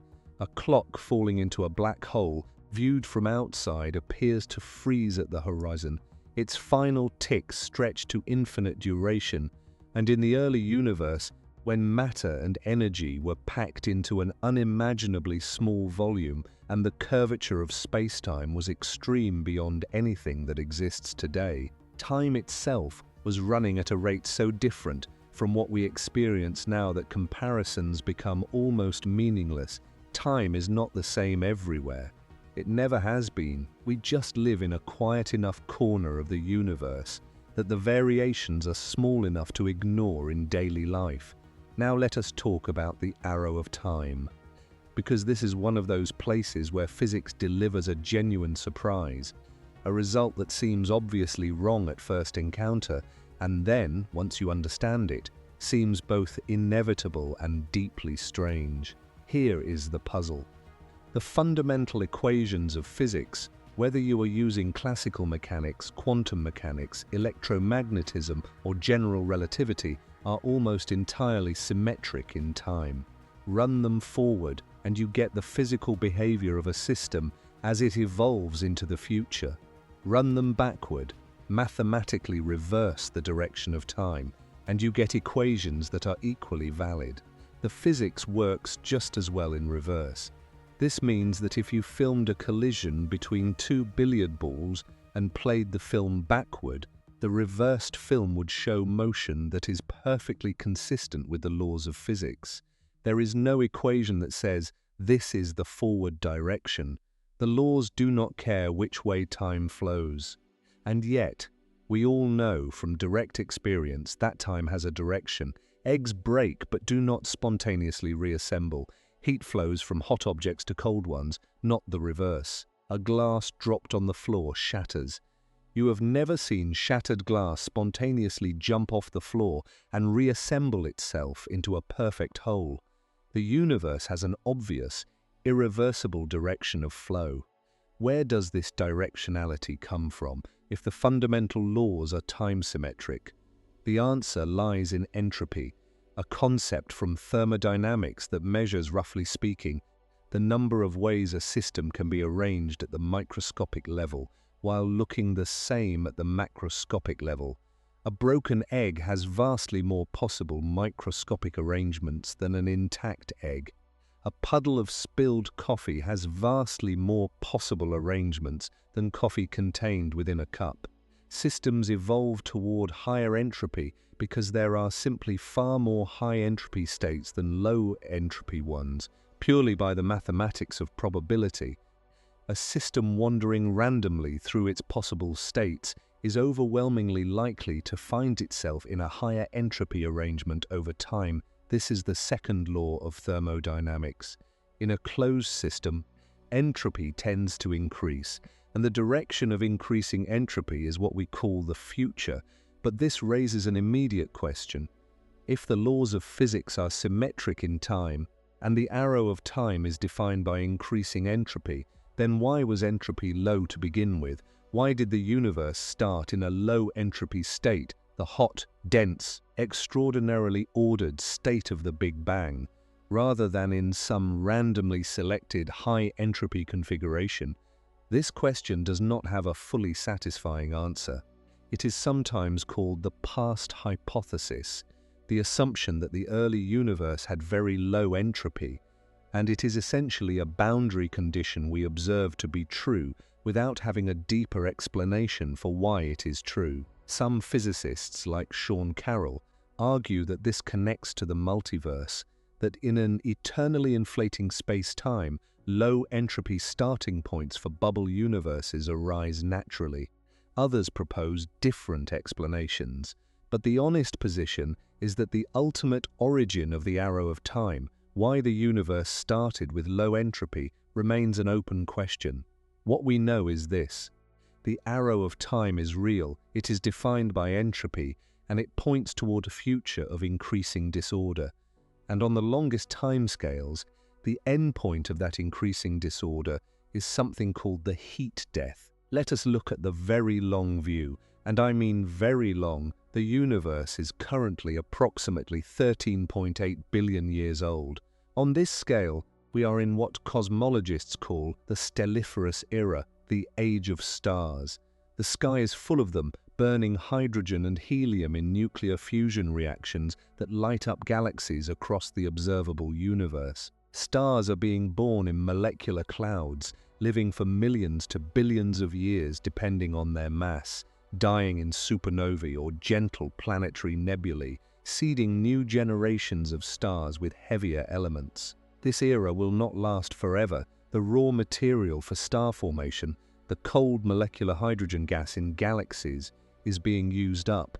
New gas falls into galaxies from the surrounding cosmic web, but this supply is diminishing as the universe continues to expand and the intergalactic medium grows thinner. In roughly 100 trillion years, 10 to the power of 14 years, the last stars are expected to finish forming.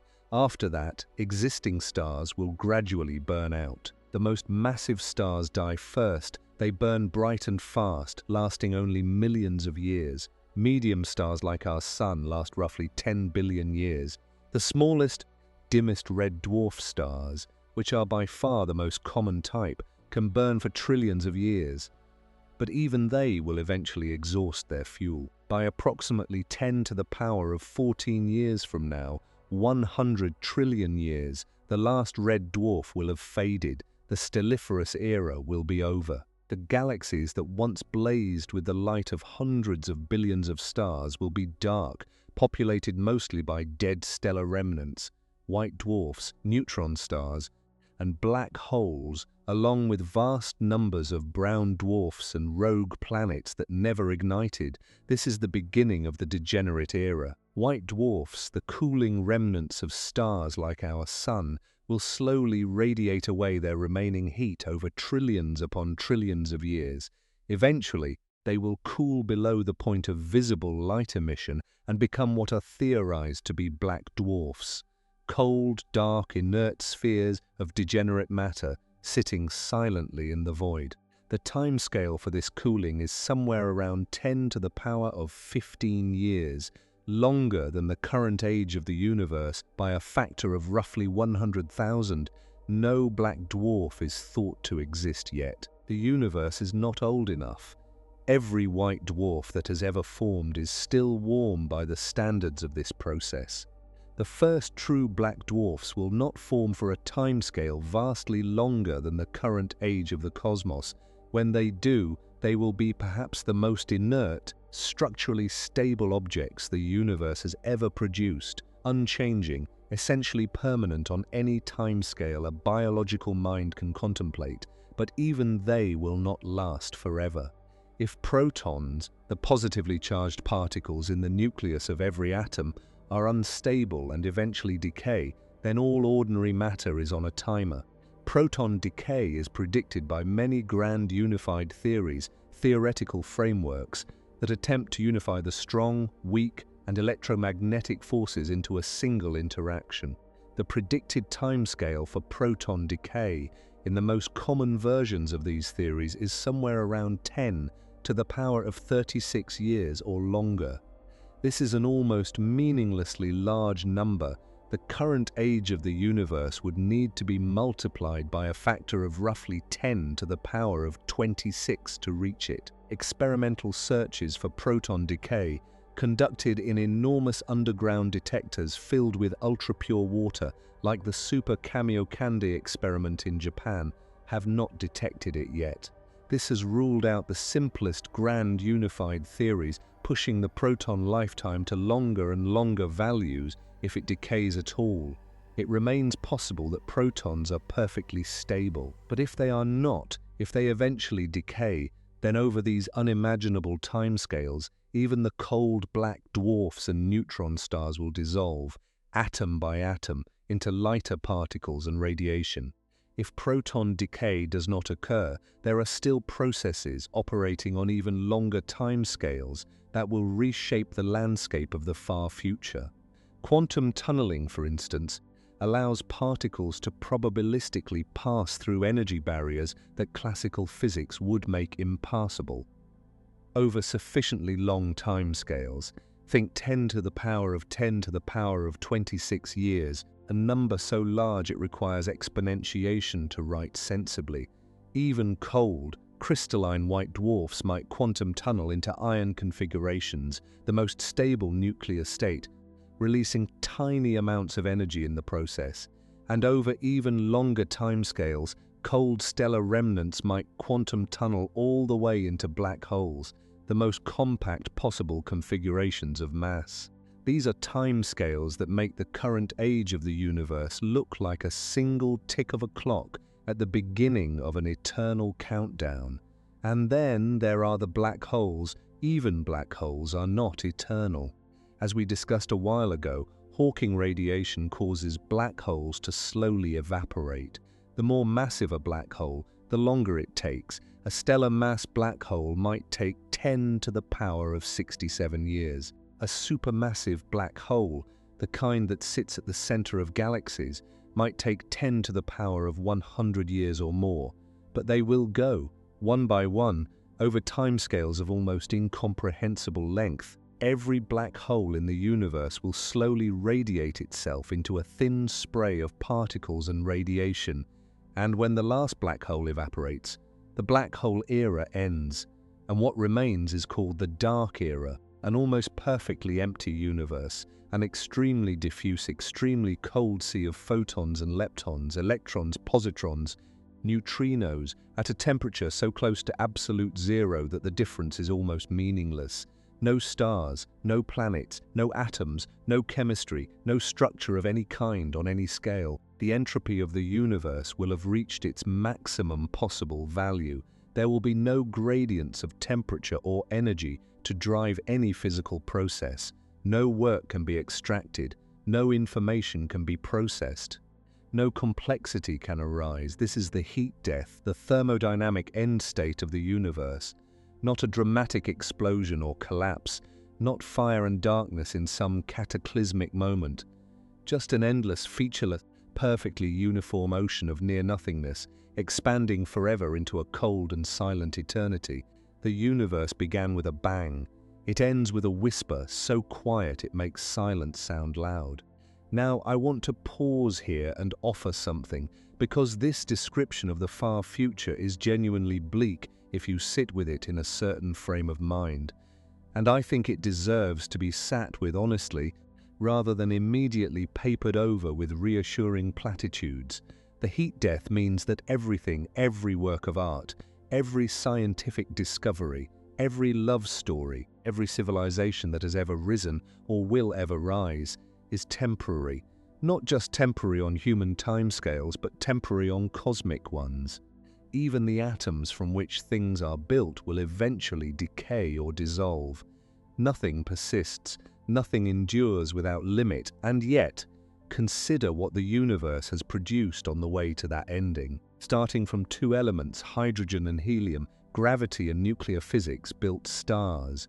Stars built carbon, oxygen, iron, gold, uranium, the entire periodic table of elements, forged in stellar interiors and scattered through space in stellar deaths. Gravity gathered those elements into new stars, into planets, into environments where chemistry became rich enough to produce molecules of staggering complexity. In at least one place, and almost certainly in many others, that chemistry became biology. Biology became nervous systems became minds. Minds became aware of their own existence and began asking questions about the universe that made them. In 13.8 billion years, starting from a hot, dense plasma, the universe produced something capable of understanding it. That is not a small thing. That is perhaps the most extraordinary thing that has ever happened within the observable cosmos. The emergence of self-awareness from physics, of curiosity from chemistry, of wonder from matter. The heat death is a long way away, and between now and then, the universe is still doing things, still building things, still surprising us. We live not at the end of the story, and not even near it. We live near the beginning, in the warm, luminous, star-filled opening chapters of a story that will go on for timescales that make our entire history look like the first syllable of the first word. That perspective, the very long view, changes something about how the present feels, and it connects, I think, to something deeply human about why we look up at all. We look up because we are part of this, not observers of the universe from outside, but expressions of the universe from within. The cosmos did not produce us accidentally and then leave us stranded. We are what the universe looks like when it folds back on itself and becomes curious about its own nature. Every telescope we build is the universe building new eyes. Every equation we write is the universe learning to describe itself in the language of mathematics. Carl Sagan understood this. So did Vera Rubin, who spent her career fighting for recognition in a field that was not always welcoming, and whose work revealed the invisible scaffolding that holds galaxies together. So did Subrahmanyan Chandrasekhar, who calculated the maximum mass of a white dwarf on a boat voyage from India to England in 1930, and whose result, initially dismissed, ultimately vindicated, now bears his name as the Chandrasekhar limit and is fundamental to our understanding of stellar evolution and Type Bia supernovae. These were human beings, shaped by history and culture and personal struggle, who nonetheless managed to extend the reach of human understanding across billions of light years and billions of years of time. That is what science is. Not a cold collection of facts, a human adventure, a collective multi-generational effort to understand the place we find ourselves in. If you are still watching and want to keep asking the big questions and actually get answers grounded in real science, make sure to subscribe and give this video a like. You don't want to miss what is coming next. What is space actually? It's not as simple as it sounds, not what is in space, not what space contains, or how large it is, or how it curves around massive objects. What is space itself? What are you actually moving through when you move? What is the thing that expands when the universe expands? What is the fabric that ripples when gravitational waves pass through it? This sounds like it should have a simple answer. We live in space, we move through it every moment of our lives. Surely something so fundamental, so omnipresent, so unavoidably basic to existence should be well understood by now. It is not the nature of space. What it actually is at its deepest level is one of the most profound open questions in all of physics. And the deeper you look, the stranger the answer becomes, because when you push down to the smallest scales, scales so tiny they make an atom look like a galaxy by comparison, the smooth, continuous fabric of space-time that general relativity describes starts to dissolve. Not because our measurements become imprecise, because the very concept of smooth, continuous space may break down at that scale in a fundamental way. We are going down to the bottom, all the way to the Planck scale. Let us establish the landscape first. Physics currently rests on two great theoretical pillars. General relativity, Einstein's description of gravity as the curvature of space-time, governs the large-scale structure of the universe. It describes how planets orbit stars, how galaxies cluster, how the universe expands, how black holes form and behave. It has been tested with extraordinary precision in an enormous range of situations and has passed every test. It is one of the most successful scientific theories ever constructed. Quantum mechanics and its more complete descendant, quantum field theory, governs the behavior of matter and energy at the smallest scales. It describes how particles interact through the electromagnetic, weak, and strong nuclear forces. It underlies all of chemistry, all of solid-state physics, all of nuclear physics, modern technology, semiconductors, lasers, medical imaging, solar panels, is built on quantum mechanical principles. Quantum field theory, in its most precisely tested predictions, agrees with experiment to roughly 1 part in 10 billion. It is arguably the most precisely confirmed theory in the history of science, and these two theories, general relativity and quantum mechanics, are fundamentally, deeply, mathematically incompatible with each other. Not incompatible in the sense of giving slightly different predictions in some edge case. Incompatible in the sense that when you try to apply both simultaneously to the same physical situation, when you try to describe what happens at the center of a black hole, or at the moment of the Big Bang, or at the Planck scale, the mathematics breaks down completely.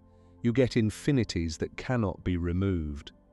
You get predictions that are physically meaningless. The two frameworks describe reality in ways that cannot both be entirely correct, reconciling them, building a theory of quantum gravity that successfully merges the insights of both into a single, consistent framework, is perhaps the greatest unsolved problem in fundamental physics. The Planck scale is the energy scale at which quantum gravitational effects are expected to become significant. It is defined by combining the three fundamental constants most central to this problem: the speed of light, the gravitational constant, and Planck's constant, the fundamental quantum of action. The length scale that emerges from this combination is approximately 1.6 times 10 to the power of negative 35 meters. The Planck length, to give you a sense of what this means, a proton is approximately 10 to the power of negative 15 meters across. The Planck length is 20 orders of magnitude smaller than a proton. If a proton were the size of the observable universe, the Planck length would be roughly the size of a tree. The gulf between the scale of a proton, already far beyond anything we can directly observe, and the Planck scale is as large as the gulf between a proton and the observable universe. We cannot currently probe the Planck scale directly with any experiment.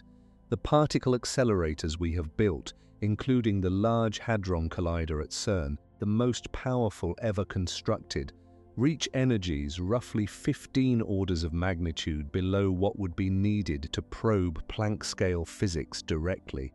Building a particle accelerator capable of reaching Planck energies using current technology would require a machine roughly the size of the Milky Way galaxy, so we are working theoretically, building mathematical frameworks and hoping to find indirect experimental signatures, subtle deviations from the predictions of existing theories that might point toward the right answer. Two of the most developed candidate theories of quantum gravity are string theory and loop quantum gravity. They represent genuinely different approaches to the problem, with different philosophical starting points and different predictions about the nature of space at the smallest scales. String theory, developed from the late 1960s onward, with major theoretical breakthroughs in the 1980s and 90s, proposes that the fundamental constituents of nature are not point-like particles but one-dimensional objects, strings. These strings are extraordinarily tiny, their natural scale is the Planck length, and their different vibrational modes correspond to different particles. A string vibrating in one mode is an electron. Vibrating in another, it is a quark. Vibrating in yet another, it is a graviton, the hypothetical carrier of the gravitational force, which emerges naturally from string theory in a way it does not from standard quantum field theory. String theory requires extra spatial dimensions beyond the 3 we experience, typically 6 additional dimensions, compactified into tiny shapes at the Planck scale, and therefore invisible to our current instruments. Different ways of compactifying these extra dimensions lead to different effective physics in the large dimensions we inhabit. Different particle masses, different force strengths, different constants of nature. The number of possible compactifications is staggeringly large.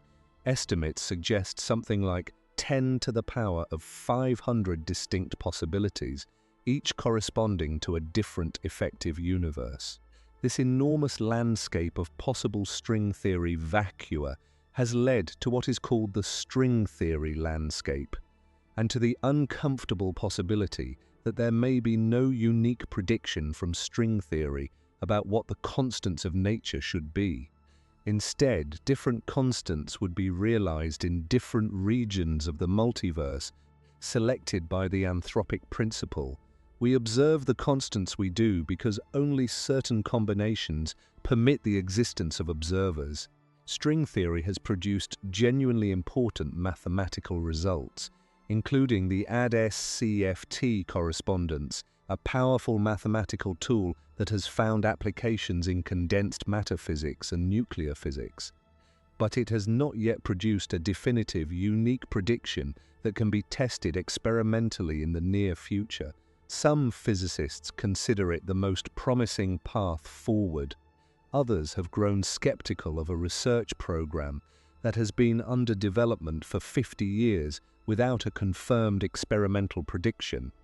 Loop quantum gravity takes a fundamentally different approach.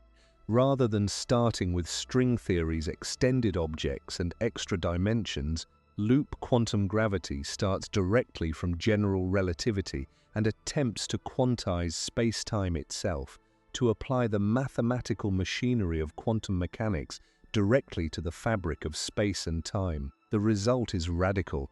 In loop quantum gravity, space is not a smooth, continuous backdrop. It is granular, discrete, made of finite, indivisible units, not infinitely divisible down to ever smaller scales, but genuinely, fundamentally pixelated at the Planck scale.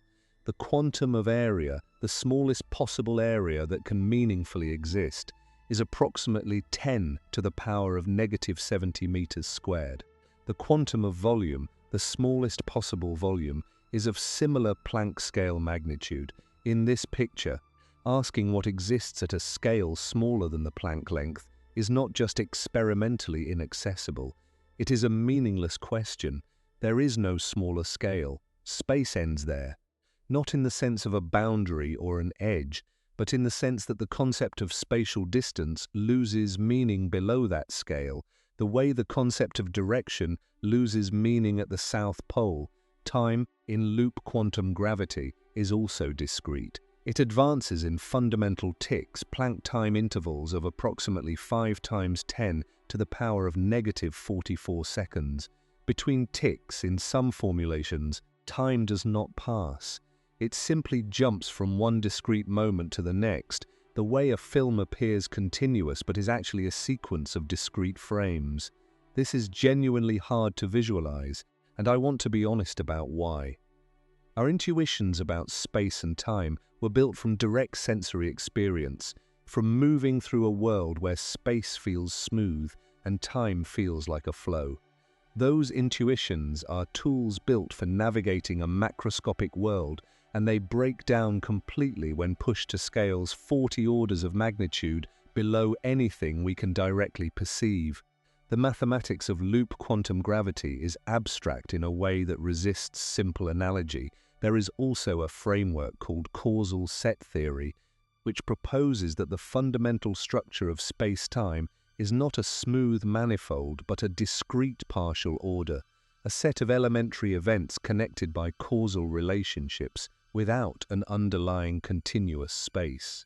In this approach, not just the metric properties of space-time, but its very topology emerges from the pattern of causal connections between fundamental events. And there is a growing field called quantum information approaches to quantum gravity, emerging from work by people like John Wheeler, who coined the phrase "it from bit," suggesting that information, not matter or energy, is the most fundamental constituent of reality. More recent work has explored whether the geometry of spacetime itself might emerge from patterns of quantum entanglement, the bizarre, non-local correlations between quantum systems that Einstein famously called spooky action at a distance. This last idea has gained significant traction in recent years. Work by Mark van Ramsdonk in 2010 proposed, in a specific theoretical context, that the connectivity of space-time, the very geometry that makes different regions of space connected to each other, might be a manifestation of quantum entanglement between those regions. Remove the entanglement, and space-time falls apart into disconnected pieces.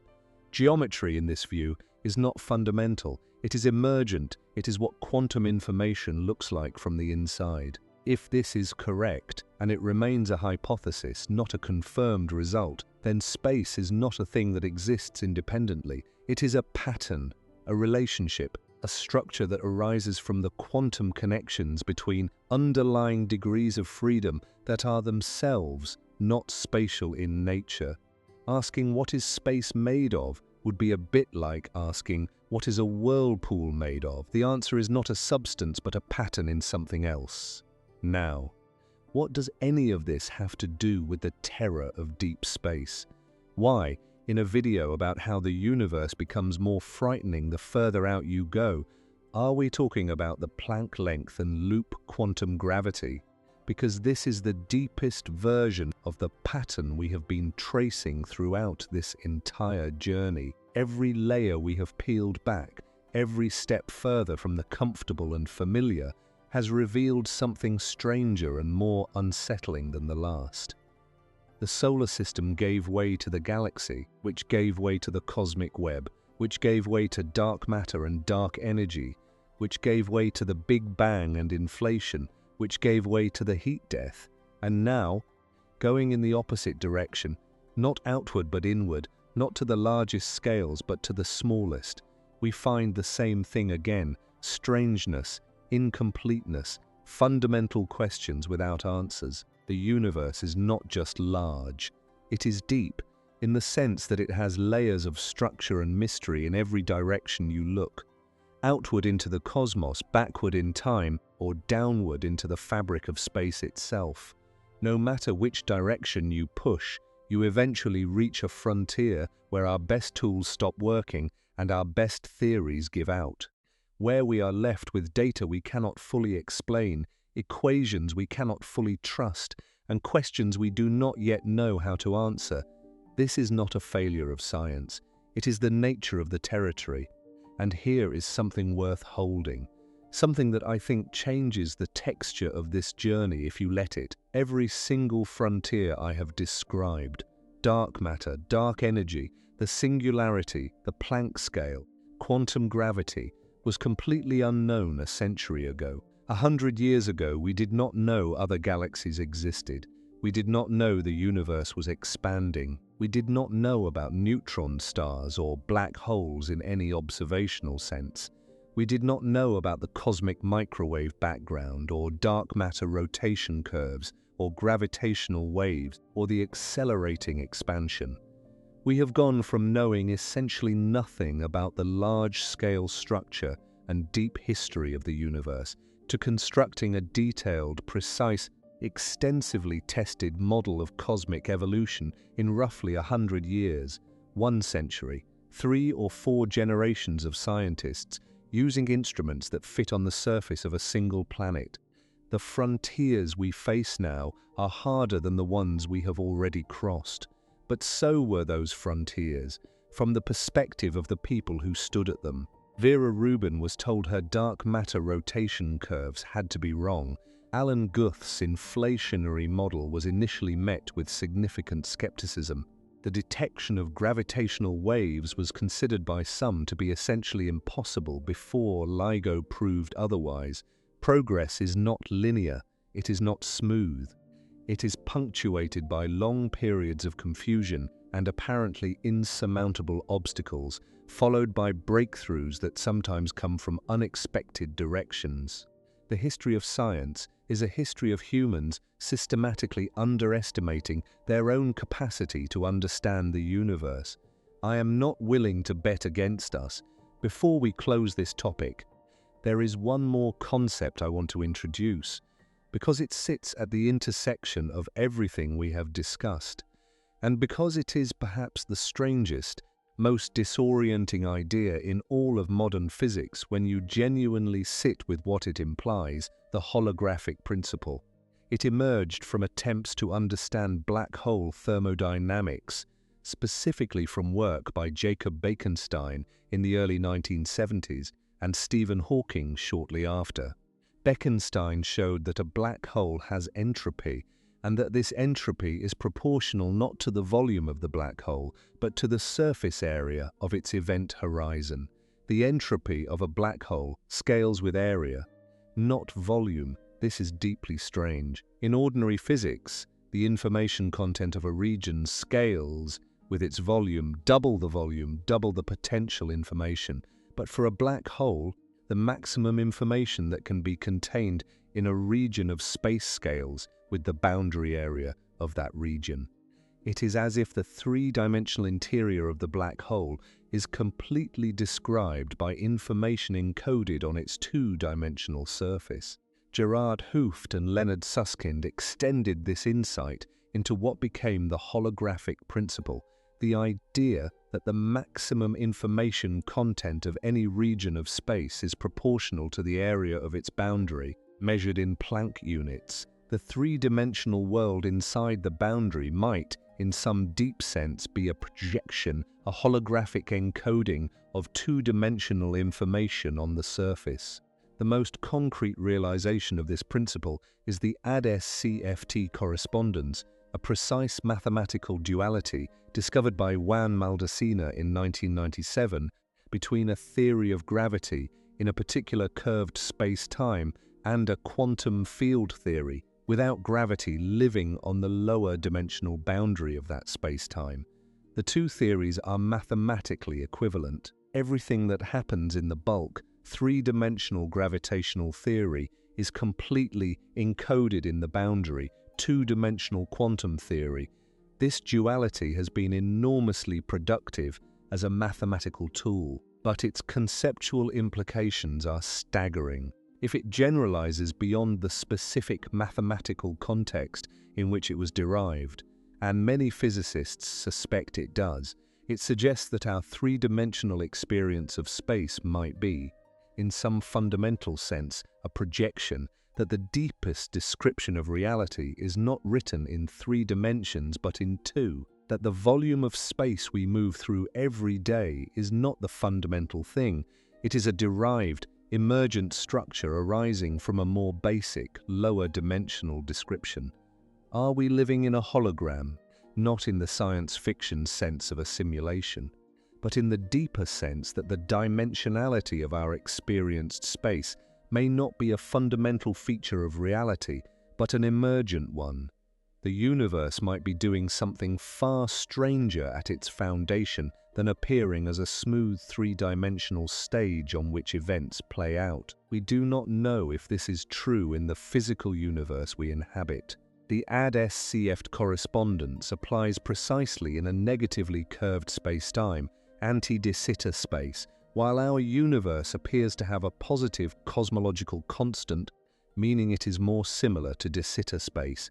Extending the holographic principle to our actual universe is an active area of research. Progress is being made. No definitive answer has emerged. But the fact that this question is being asked seriously by some of the most rigorous mathematical minds in physics tells you something important about where we are. We do not know what space is. We do not know if it is continuous or discrete. We do not know if it is three-dimensional at its foundation, or if 3 dimensions are something that emerges from a more fundamental description. We do not know whether gravity is a fundamental force or something that arises from quantum information. We are, in the deepest sense, still at the beginning of understanding the thing we live inside. Are we alone? 3 words, the simplest possible question, and yet it is arguably the most consequential question any thinking mind has ever asked, because the answer, whatever it turns out to be, changes everything. It changes how we understand our place in the cosmos, what our existence means, what the future of intelligence in the universe might look like, and what the vast, ancient silence of the night sky is actually telling us. We have spent 8 parts of this journey moving outward, from our solar system to the galaxy, through the cosmic web, past black holes and magnetars, back to the Big Bang, forward to the heat death, and down to the Planck scale.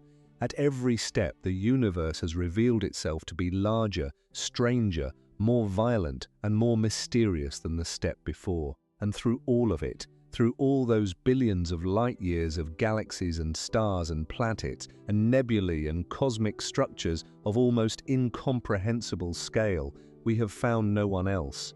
No signal, no artifact, no undeniable confirmed sign of another mind looking back at us across the dark. That could mean many things, and some of those things are deeply, genuinely terrifying in ways that dwarf anything else we have discussed. Let us think carefully about this, start with the numbers, because the numbers are what make the silence so strange. Our galaxy, the Milky Way, contains somewhere between 100 billion and 400 billion stars.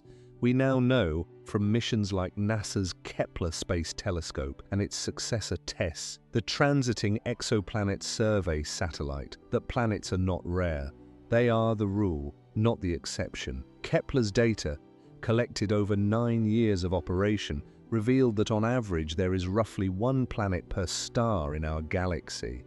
Some estimates suggest the number is higher, multiple planets per star on average. there are likely more planets in the Milky Way than there are stars. More specifically, estimates suggest there may be somewhere between 11 billion and 40 billion Earth-sized planets orbiting within the habitable zones of Sun-like or slightly smaller stars in our galaxy alone. 40 billion potentially Earth-like worlds just in our galaxy, just among the stars, similar enough to our Sun to make the comparison meaningful. Add red dwarf stars, which are the most common type and can host habitable zone planets of their own, and the number climbs higher still. Beyond our galaxy, the observable universe contains something in the range of 2 trillion galaxies, each containing hundreds of billions of stars. The number of potentially habitable planets in the observable universe is so large that writing it out in standard notation would fill more space than this entire script. And yet, in 1950, physicist Enrico Fermi was having lunch with colleagues at Los Alamos National Laboratory when the conversation turned to the possibility of extraterrestrial civilizations. By some accounts, he looked up from his food and asked a question that has echoed through physics and astronomy ever since. Where is everybody? This became known as the Fermi paradox, and it is not just a casual curiosity. It is a genuine scientific puzzle with real quantifiable weight. Because if intelligent life is not extraordinarily rare, if it arises with any meaningful frequency given the right conditions, then the sheer number of opportunities the universe has had to produce it means that other civilizations should exist. Many of them, some of them far older than ours, with millions or billions of years of technological development ahead of us. And in that case, the galaxy, even the observable universe, should show some sign of their existence, some techno-signature, some artifact, some signal, but we look and we hear nothing. The Drake equation, formulated by astronomer Frank Drake in 1961, was an attempt to structure the question mathematically. It expresses the number of currently communicating civilizations in our galaxy as a product of several factors: the rate of star formation, the fraction of stars with planets, the fraction of those planets that are potentially habitable, the fraction on which life actually arises, the fraction on which intelligence develops, the fraction of those that develop detectable technology, and the average lifespan of such a civilization. The equation is not a precise calculation. It is a framework for organizing ignorance. At the time Drake wrote it, almost every factor was essentially unconstrained by data. Today, the first few factors, the astronomical ones, are much better known thanks to Kepler, TESS, and decades of exoplanet research. The planetary factors are increasingly well constrained. It is the biological and sociological factors, the fraction of habitable planets on which life arises, the fraction on which it becomes intelligent, the lifespan of technological civilizations, where our uncertainty remains almost total. And it is precisely those factors where the most important and most terrifying possibilities live. Let us go through the main categories of explanation for the Fermi paradox, because they range from reassuring to profoundly unsettling, and I think it is worth being honest about all of them. The first category is what you might call the optimistic resolution. Maybe we simply have not been looking long enough, or carefully enough, or in the right way. The search for extraterrestrial intelligence, SETI, has been scanning the skies for radio signals since Frank Drake's first search, Project Ozma, in 1960. The searches have grown enormously in scope and sensitivity over the decades. The Breakthrough Listen initiative, launched in 2015 with significant funding from entrepreneur Yuri Milner, is the most comprehensive SETI program ever undertaken, scanning millions of stars across a wide range of frequencies with the most sensitive radio and optical telescopes available. So far, no confirmed extraterrestrial signal has been detected, but here is the honest caveat. The volume of electromagnetic frequency space is vast, and we have sampled only a tiny fraction of it. We have only deeply surveyed a small number of stars relative to the hundreds of billions in our galaxy. Extraterrestrial civilizations might be communicating in ways we have not yet thought to look for. Neutrino beams, gravitational waves, quantum-entangled channels, physical artifacts placed in specific locations. Our search, however impressive by human standards, is genuinely still in its early stages. The optimistic interpretation is that we just have not found the signal yet, that the universe is full of life, and we are the newcomers, still fumbling with our first radio telescopes, like a civilization that has just discovered Morse code, trying to join a conversation being conducted in a language they have never heard. This is possible. I genuinely hope it is true, but there are other explanations, and some of them are considerably harder to sit with. The second category is the rare Earth hypothesis. Perhaps the conditions required for complex, intelligent life are far rarer than the sheer number of planets suggests. Perhaps it is not enough to have a rocky planet in a habitable zone. Perhaps you also need a large moon to stabilize your planet's axial tilt, which Earth has in our moon, formed by a giant impact roughly 4.5 billion years ago. Perhaps you need a gas giant like Jupiter in the outer solar system to gravitationally deflect incoming comets and asteroids, reducing the bombardment rate on the inner planets.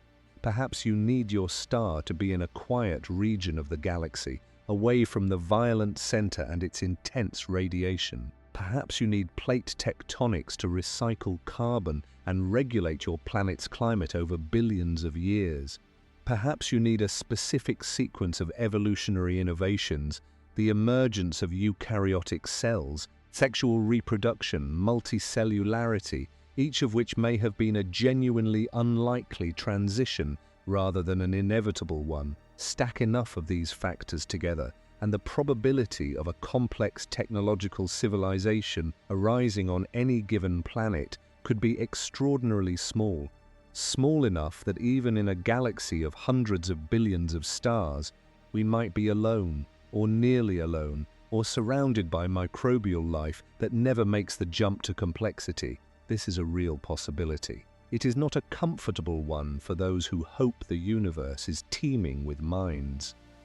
But the evidence, or rather the absence of evidence for other civilizations, is at least consistent with it. The third category is what researchers sometimes call the Great Filter, and this is where the Fermi paradox starts to become genuinely frightening in a personal, visceral way. The Great Filter is the idea that somewhere in the chain of steps from simple chemistry to starfaring civilization, there is one step, or perhaps a small number of steps, that is extraordinarily unlikely. So unlikely that virtually no lineage of matter in the universe makes it past that point. A filter that almost everything fails to get through.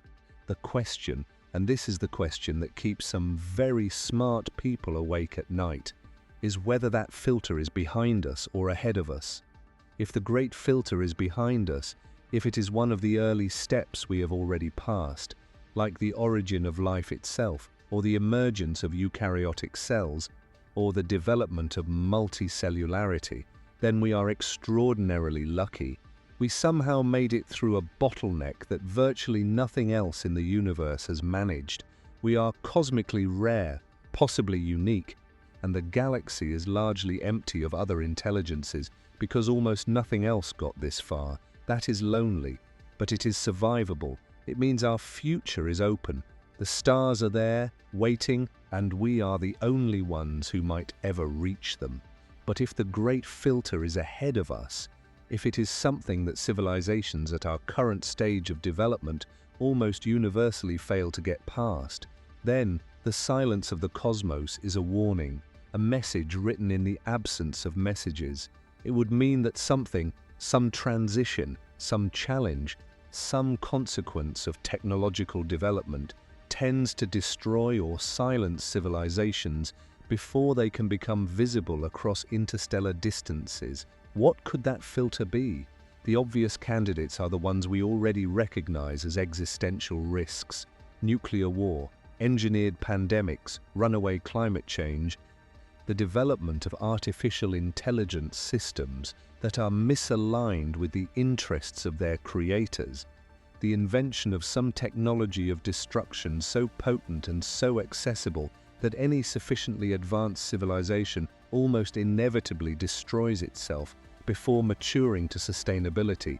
The Fermi paradox, in this interpretation, is not just a scientific puzzle, it is a survival warning.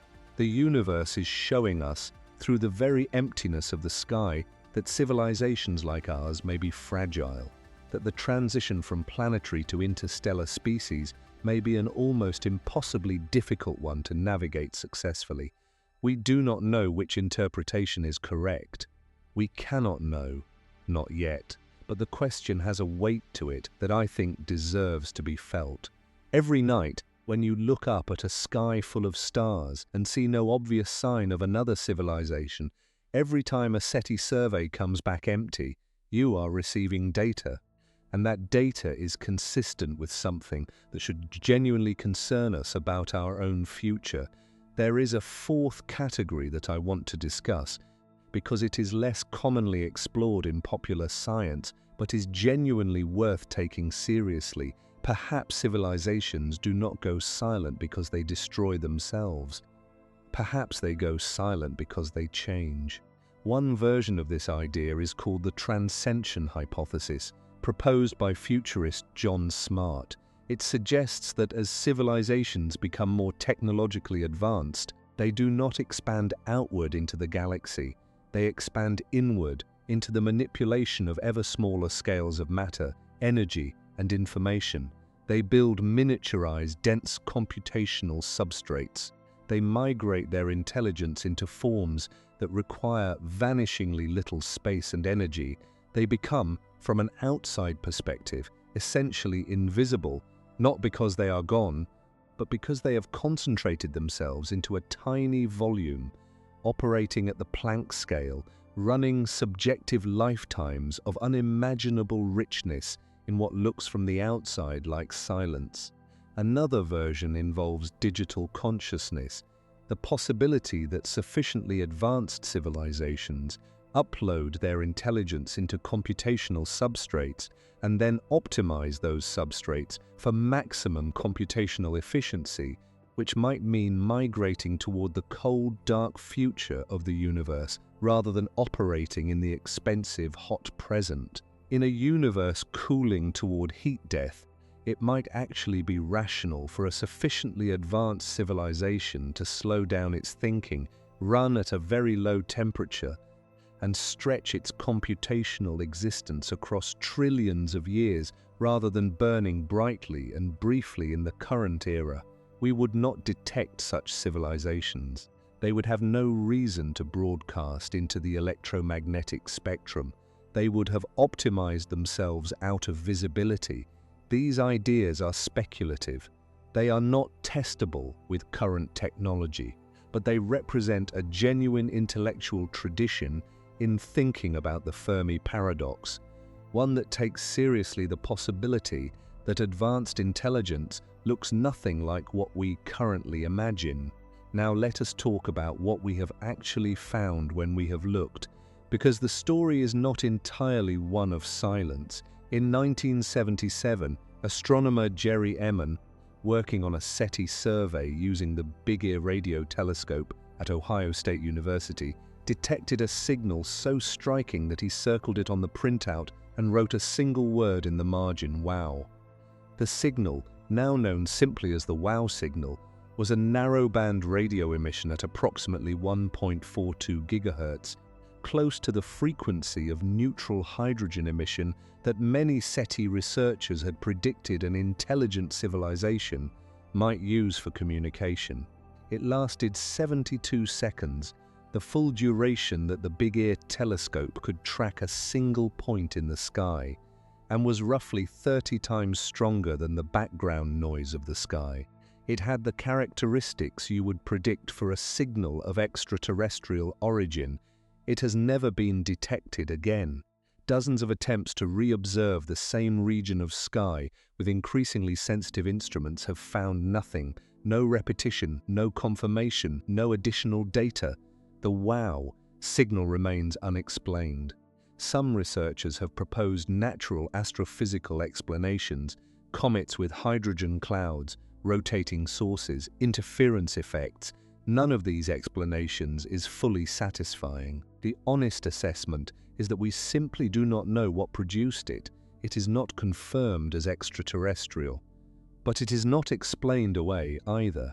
It sits in the history of SETI as a tantalizing data point, a single moment when the instruments said something that we cannot fully account for, and then the sky went quiet again. More recently, there have been detected fast radio bursts, intense millisecond duration pulses of radio waves from extragalactic sources. The first was discovered in 2007 in archival data by Duncan Lorimer and his student David Narkovich. Since then, hundreds have been detected, many from enormous distances, billions of light years away. Their origin was initially mysterious. We now believe most, if not all, fast radio bursts are produced by magnetars, the extreme neutron stars we discussed in Part 4. Repeating fast radio bursts, in particular, have been localized to regions consistent with magnetar activity, but the initial period of uncertainty was genuinely exciting. And the fact that natural astrophysical processes can produce signals with some of the characteristics we might associate with artificial sources is itself a reminder of why confirmed detection is so hard. The universe is noisy. It produces extraordinary things by purely physical processes. Distinguishing a genuine techno-signature from a particularly dramatic natural phenomenon is extraordinarily difficult. In 2017, a small, elongated object passed through our solar system on a hyperbolic trajectory, meaning it was not gravitationally bound to the Sun and had come from outside our solar system entirely. This was the first confirmed interstellar object ever detected passing through our solar system. It was named Oumuamua, a Hawaiian word meaning something like first messenger from afar or scout. Oumuamua was strange. Its shape was highly unusual, elongated in a way that seemed inconsistent with any natural object we had seen before, with an aspect ratio perhaps as extreme as 10:1. It tumbled as it traveled, and it exhibited a non-gravitational acceleration as it left our solar system. It was moving slightly faster than solar radiation pressure alone could account for.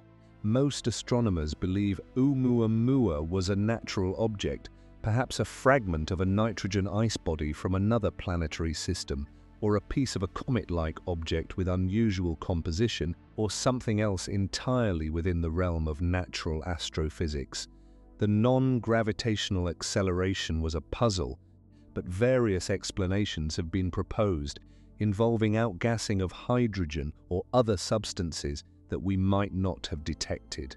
A minority view, most prominently associated with Harvard astronomer Avi Loeb, is that Oumuamua might have been a technological artifact, a light sail from another civilization, perhaps deliberately sent, or perhaps a fragment of decommissioned technology drifting through interstellar space. Loeb has argued that the scientific community was too quick to dismiss this possibility without fully engaging with the data. The mainstream scientific consensus does not support the alien artifact interpretation, but the fact that a serious credentialed scientist at one of the world's leading universities made this argument publicly and defended it carefully tells you something about where we are. The question of whether interstellar objects might carry signatures of technological origin is now a legitimate topic of scientific discussion. Future interstellar objects and Oumuamua's detection suggests they pass through our solar system more often than we previously realized, will be studied with much greater urgency and with dedicated instruments. The second confirmed interstellar object, a comet named Borisov, detected in 2019, appeared to be a perfectly ordinary comet from another solar system, unremarkable in its composition. So interstellar objects can be mundane, but now that we know they exist, we are watching more carefully. There is one more thing I want to say about the question of life in the universe, something that operates closer to home and is, in some ways, more scientifically tractable than the search for radio signals from distant civilizations, the search for life in our own solar system. We now know that several bodies in our solar system have environments that might, in principle, support microbial life as we understand it. Mars has evidence of ancient rivers, lakes, and possibly oceans, liquid water that persisted for billions of years early in its history. Whether life ever arose there, and whether anything survives today in protected subsurface environments, is a genuinely open question. NASA's Perseverance rover, which landed in Jezero crater in February 2021, is collecting samples from a site that was once a lake delta, exactly the kind of environment where microbial biosignatures might be preserved in ancient sediment. Those samples are intended to be returned to Earth by a future Mars sample return mission, where they can be analyzed with instruments far more sensitive than anything that can fit on a rover. Europa, one of Jupiter's moons, has a global liquid water ocean beneath its icy crust, kept liquid by tidal heating from Jupiter's immense gravitational pull. That ocean has been in contact with a rocky seafloor for billions of years, potentially allowing the same kind of hydrothermal chemistry that may have given rise to life on Earth. NASA's Europa Clipper mission, launched in October 2024, is currently en route to the Jovian system to study Europa in detail. Enceladus, a small moon of Saturn, actively vents plumes of water vapor and organic molecules from its subsurface ocean directly into space. The Cassini spacecraft, which orbited Saturn from 2004 to 2017, flew through these plumes and detected complex organic chemistry, hydrogen gas, indicative of hydrothermal reactions, and silica particles consistent with ongoing hydrothermal activity on the ocean floor. The ingredients for life as we understand it are present, accessible, and actively being ejected into space where a future mission could sample them. Titan, Saturn's largest moon, has lakes and seas of liquid methane and ethane on its surface, a thick nitrogen atmosphere, and complex organic chemistry that rains down from the upper atmosphere in a process that has been ongoing for billions of years. Life based on methane chemistry rather than water is speculative and poorly understood, but Titan is genuinely alien enough that we cannot confidently rule it out. NASA's Dragonfly mission, a nuclear-powered rotorcraft lander, is planned to arrive at Titan in 2034 and will explore multiple sites across its surface. We have not found life yet, but we are sending instruments to the places in our solar system most likely to harbor it with the best technology we have ever built. Within the next few decades, we should have much better answers. If we find life, even microbial life, anywhere in our solar system, the implications are staggering. It would mean life arose twice, independently within a single solar system. And if it arose twice here, the statistics of the universe suggest it has arisen essentially everywhere conditions permit. That would answer Fermi's question in the most profound way imaginable, and it would immediately make the great filter, whether behind us or ahead of us, the most urgent question in science. But let me close this part with something that sits with me personally. As I think about all of this, the universe is approximately 13.8 billion years old. Our civilization has been doing science in any recognizable sense for perhaps 400 years. We have been sending radio signals into space for roughly 100 years. We have been capable of detecting another civilization's radio signals for perhaps 70 or 80 years, 70 years. Out of 13.8 billion, if the history of the universe were compressed into a single year, our window of detectability, the period during which we have been both broadcasting and listening, would last about 1/5 of a millisecond. A flicker so brief that a civilization looking in our direction at the wrong moment would see nothing. The silence of the cosmos does not necessarily mean the cosmos is empty. It might mean we have not been looking long enough, in the right way, at the right time. It might mean that the universe's civilizations are separated by distances so vast, and the timing of their existence so spread across billions of years, that overlap is rare even if intelligence is common, or it might mean something else. Something harder, we genuinely do not know, and living in that genuine uncertainty, holding it honestly, without collapsing it prematurely into either false comfort or false despair, is one of the most intellectually demanding things a curious mind can do. The sky is full of stars, each of them on average accompanied by planets, some of those planets in conditions not entirely unlike ours. And across all of that, silence so far. Look up tonight, ask the question, and know that asking it makes you part of something that has never happened before in all of recorded history. A species young enough to still be asking the most fundamental questions, old enough to have built the tools to one day answer them. And so here we are, at the edge of everything we know, and the beginning of everything we do not. We started with a single spacecraft drifting past the planets of our solar system, and we ended at the limits of space, time, matter, and meaning itself. The universe is violent, ancient, incomprehensibly vast, and deeply strange. It will outlast everything we have ever built or loved or imagined. And yet, in all of that darkness, across all of those billions of light years and billions of years, something happened here. Matter became curious about itself. Physics became wonder. And you, sitting wherever you are right now, are the universe looking back at its own reflection and asking what it all means. That is not a small thing. That might be the biggest thing there is. Keep looking up. We talked about the distances today, but the video appearing on your screen will genuinely mess with you. How long would it actually take us to travel just 1 light year? Not a galaxy, not a cluster, 1 light year. Click it because the answer is worse than you think.